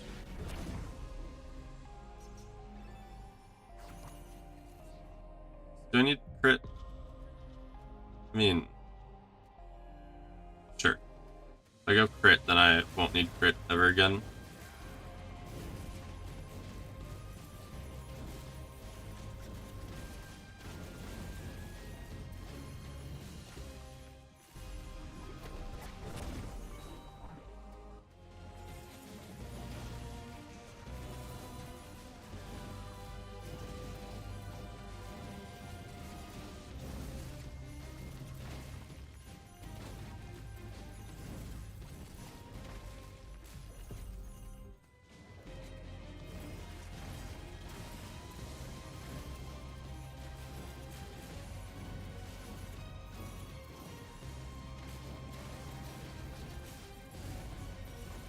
I'm definitely looping. I think this is the third loop. I'm not sure. I kind of lost count. More or less because I wasn't really counting.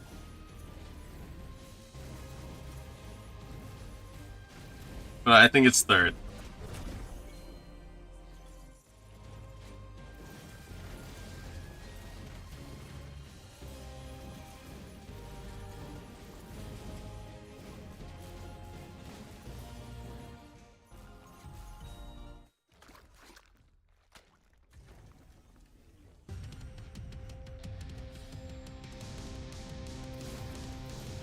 No way, I didn't one-shot him? Oh no. That's not good.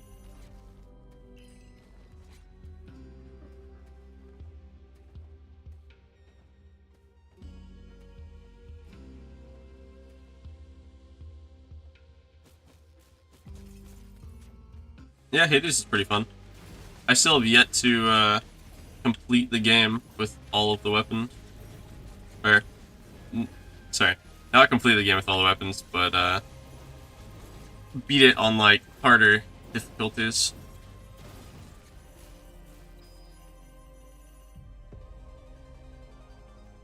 If I were to drop below Ornate Glove, would I still be 100% crit? I mean, I don't think it matters. Granted, it doesn't matter regardless which room I go, because normal damage ain't gonna do anything for me, and crit's sort of useless, I guess.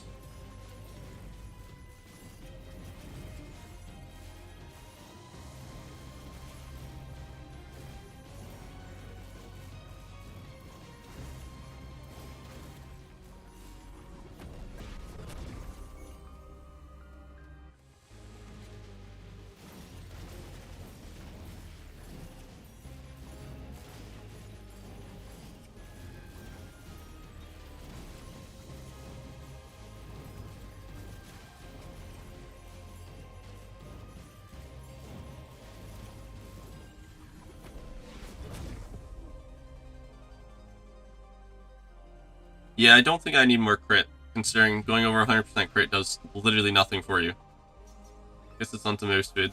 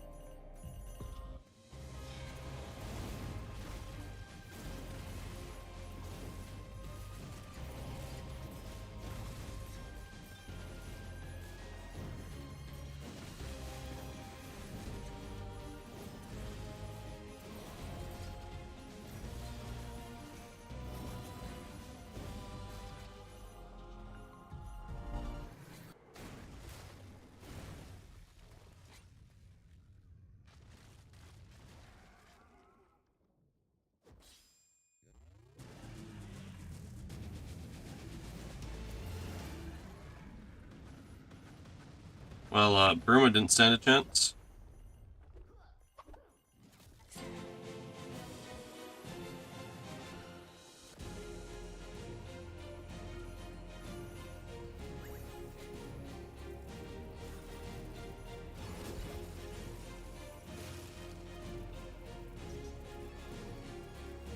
Almost up to 4k skill damage.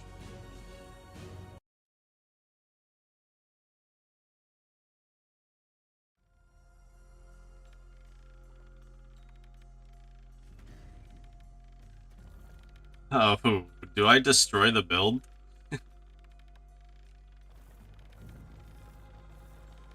I feel like I really shouldn't.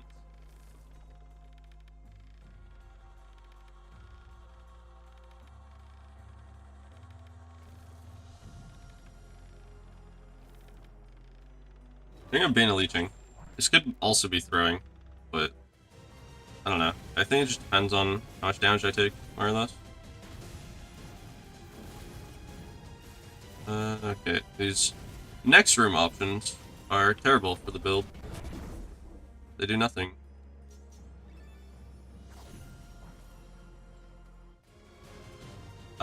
So you can only equip the curse once, right? So if you use all of them, which means you'd have to do a minimum of 8 loops, right? And you use all of them, then you just can't pick up any. But it's also, it'll probably take you longer than 8 loops to do it, because, well, you're allowed to get the same curse offered, even if you have the curse already and have already cleansed it.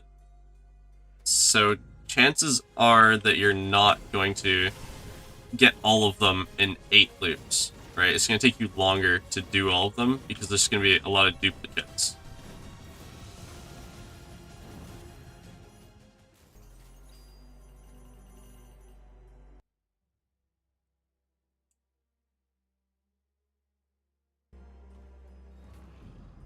Bruh. You know what? I'll let Chester take the 1v1. Hey! Hey! Don't attack me. Bro.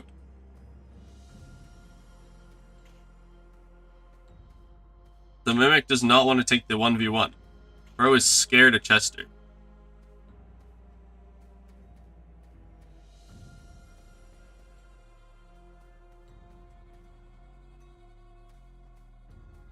Alright, Chester, you're not doing your job.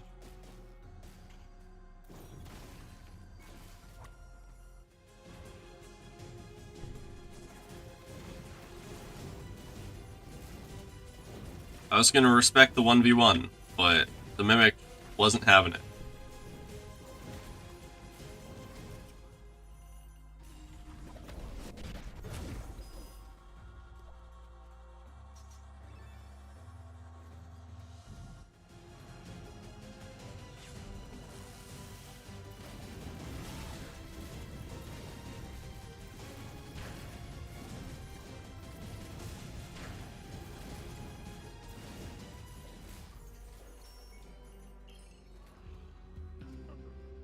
Alright, everything's just gonna get bought in. We're just gonna buy up the entire shop. Whatever we can buy, we're buying. We have infinite gold.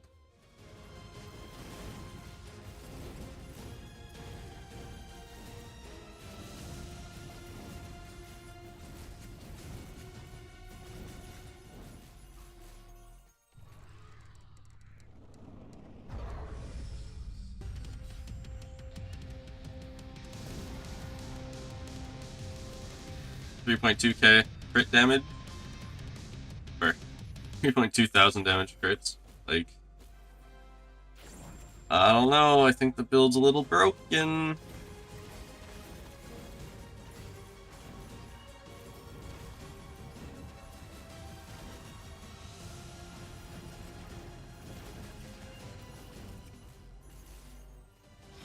Got about 20 minutes to finish off this area and 2 more. Can do it, right? I hope.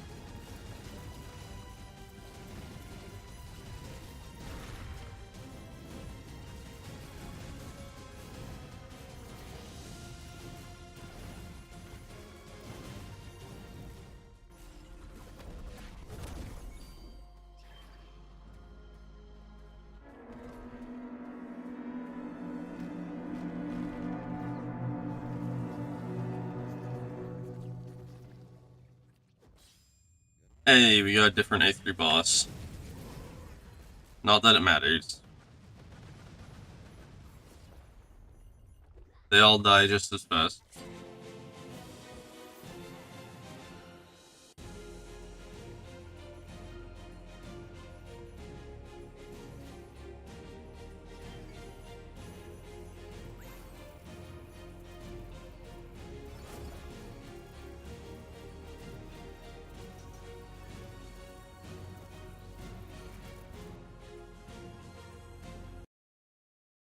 Alright, 2 more areas in under 20 minutes. So I want to be done this loop before the developers of the game go live.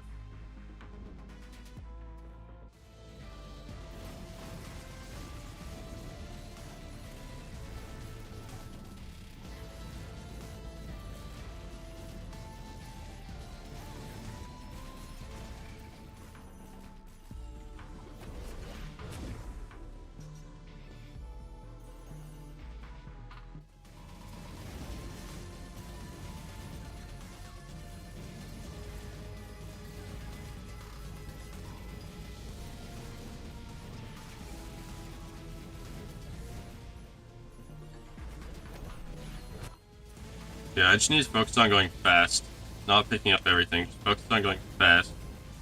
I feel like this is going to take a lot longer than I expect.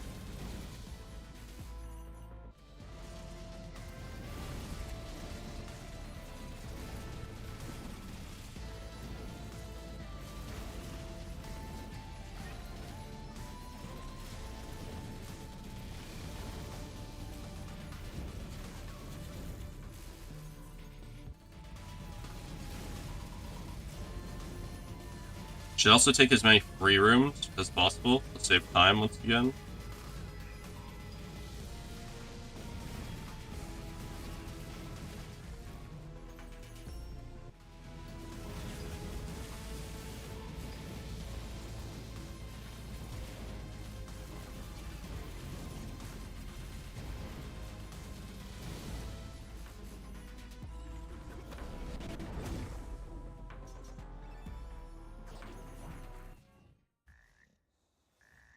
Hey, cleanup crew.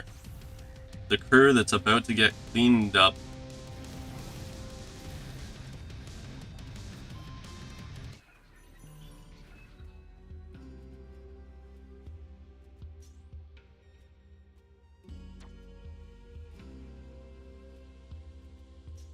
I did this, and then also max out this, and then I'm broke.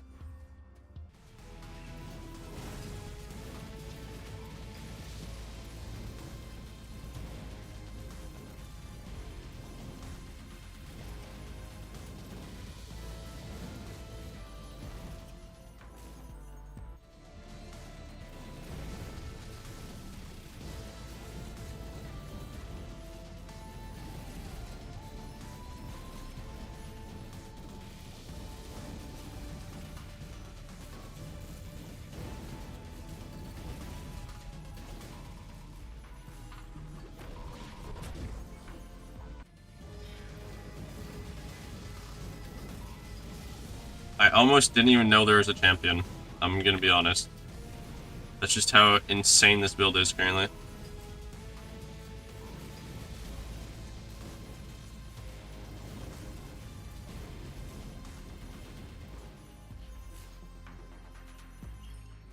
Already full. I already have maximum gold. Damn.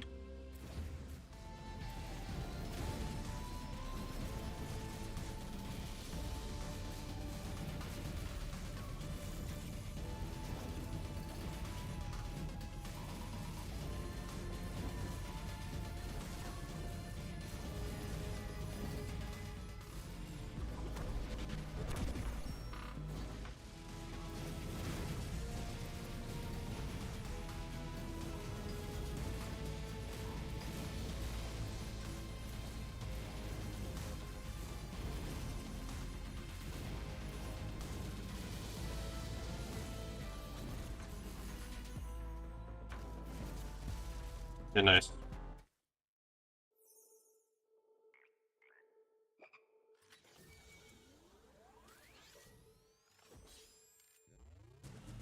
down how much damage I can do to this guy in one hit. Okay, that was not that much. To actually go through every single wave. I think. Yeah. Although it should be pretty fast, since all of the enemies do spawn at once. Yeah, okay. That was a fast boss fight. Even though I couldn't one-cycle him, it was still a pretty fast boss fight.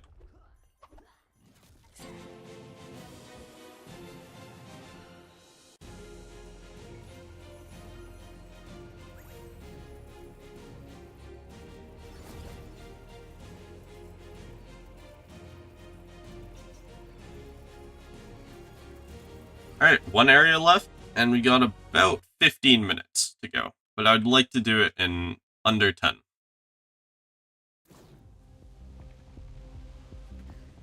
Which I think should be pretty easy.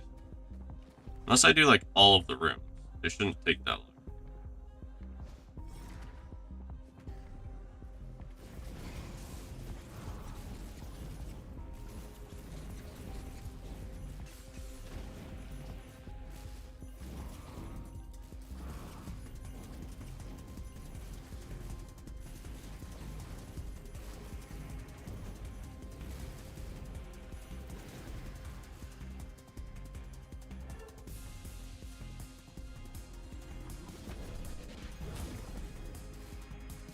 I don't care about the gems. They're damage gems. I'm a staff user. Or I'm playing the staff class. So like, what is the point of picking up damage gems? Like normal damage gems, not skill damage gems. Skill damage gems, on the other hand, amazing. Always pick those up.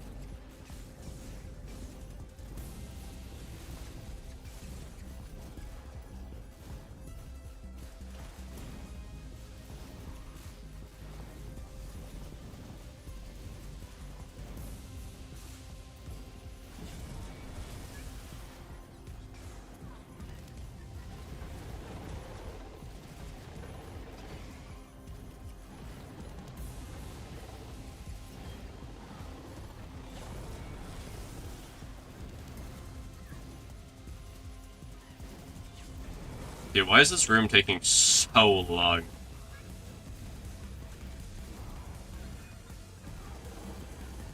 It's not even done? There's still more waves? Brother.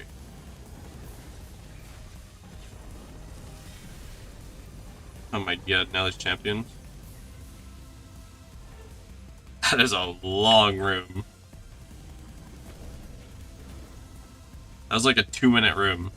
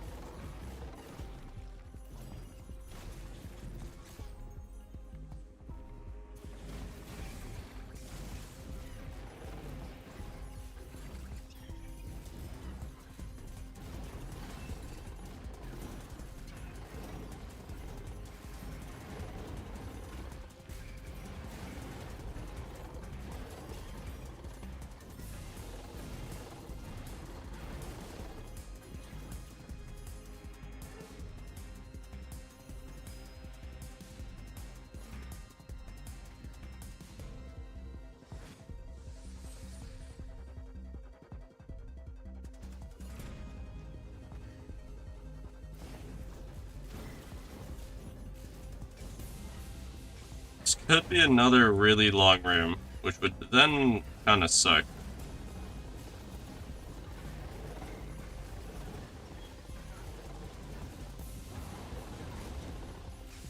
Okay, it's not though. Pretty sure that's the end of the room. Yeah. Oh my god. Took so long to like register that bosses were dead. Mini bosses were dead.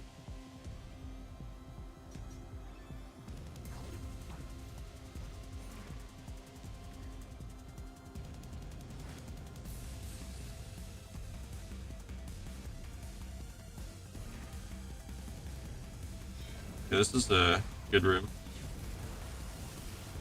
Should be a fairly fast room.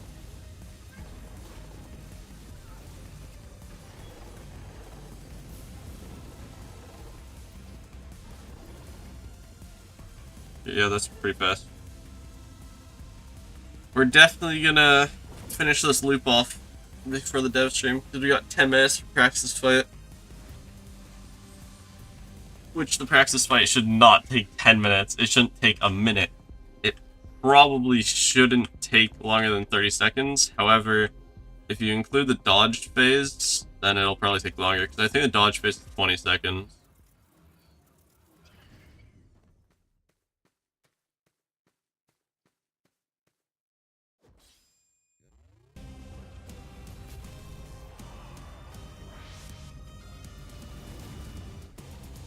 Well, that's phase 1 done.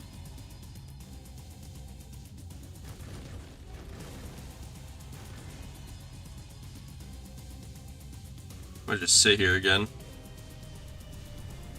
Hey, Chester's back. Yeah, I actually can play here.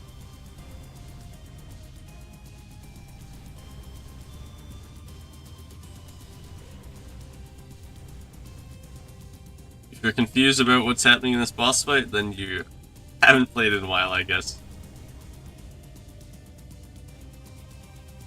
Or you're talking about the damage. And if you're talking about the DPS, well, that's just like casual loop 3 skill damage scaling build.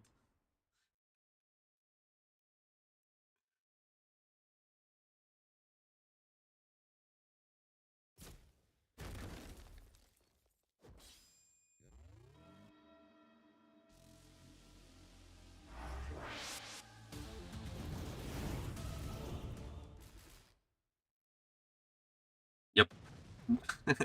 And that's the fight.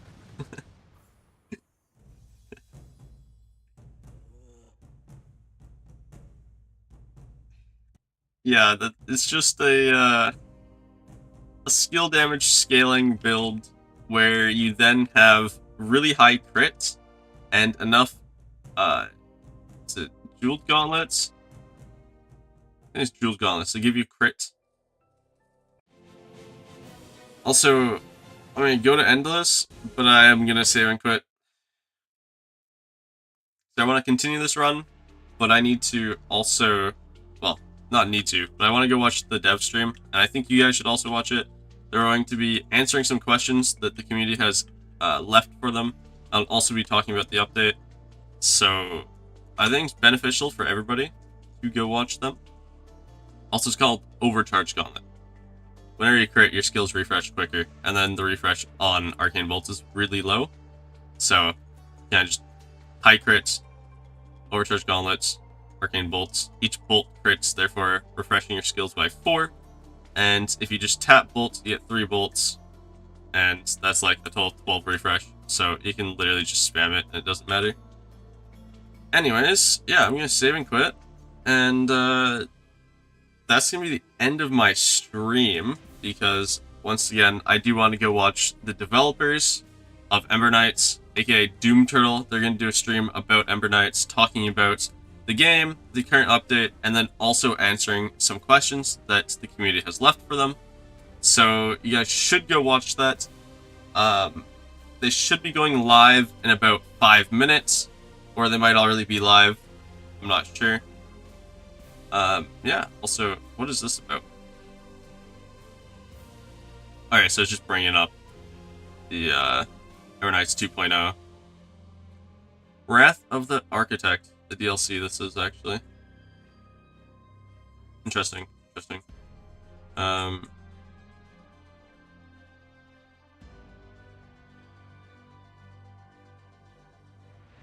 Oh, are they actually project? They might already be live. Yeah, it looks like the developers are already live. Alright. Anyways, thank you guys for watching. I will catch you guys in the next live stream, video, or comment section. Yeah, once again, thank you guys for watching. I'll catch you guys in the next thing.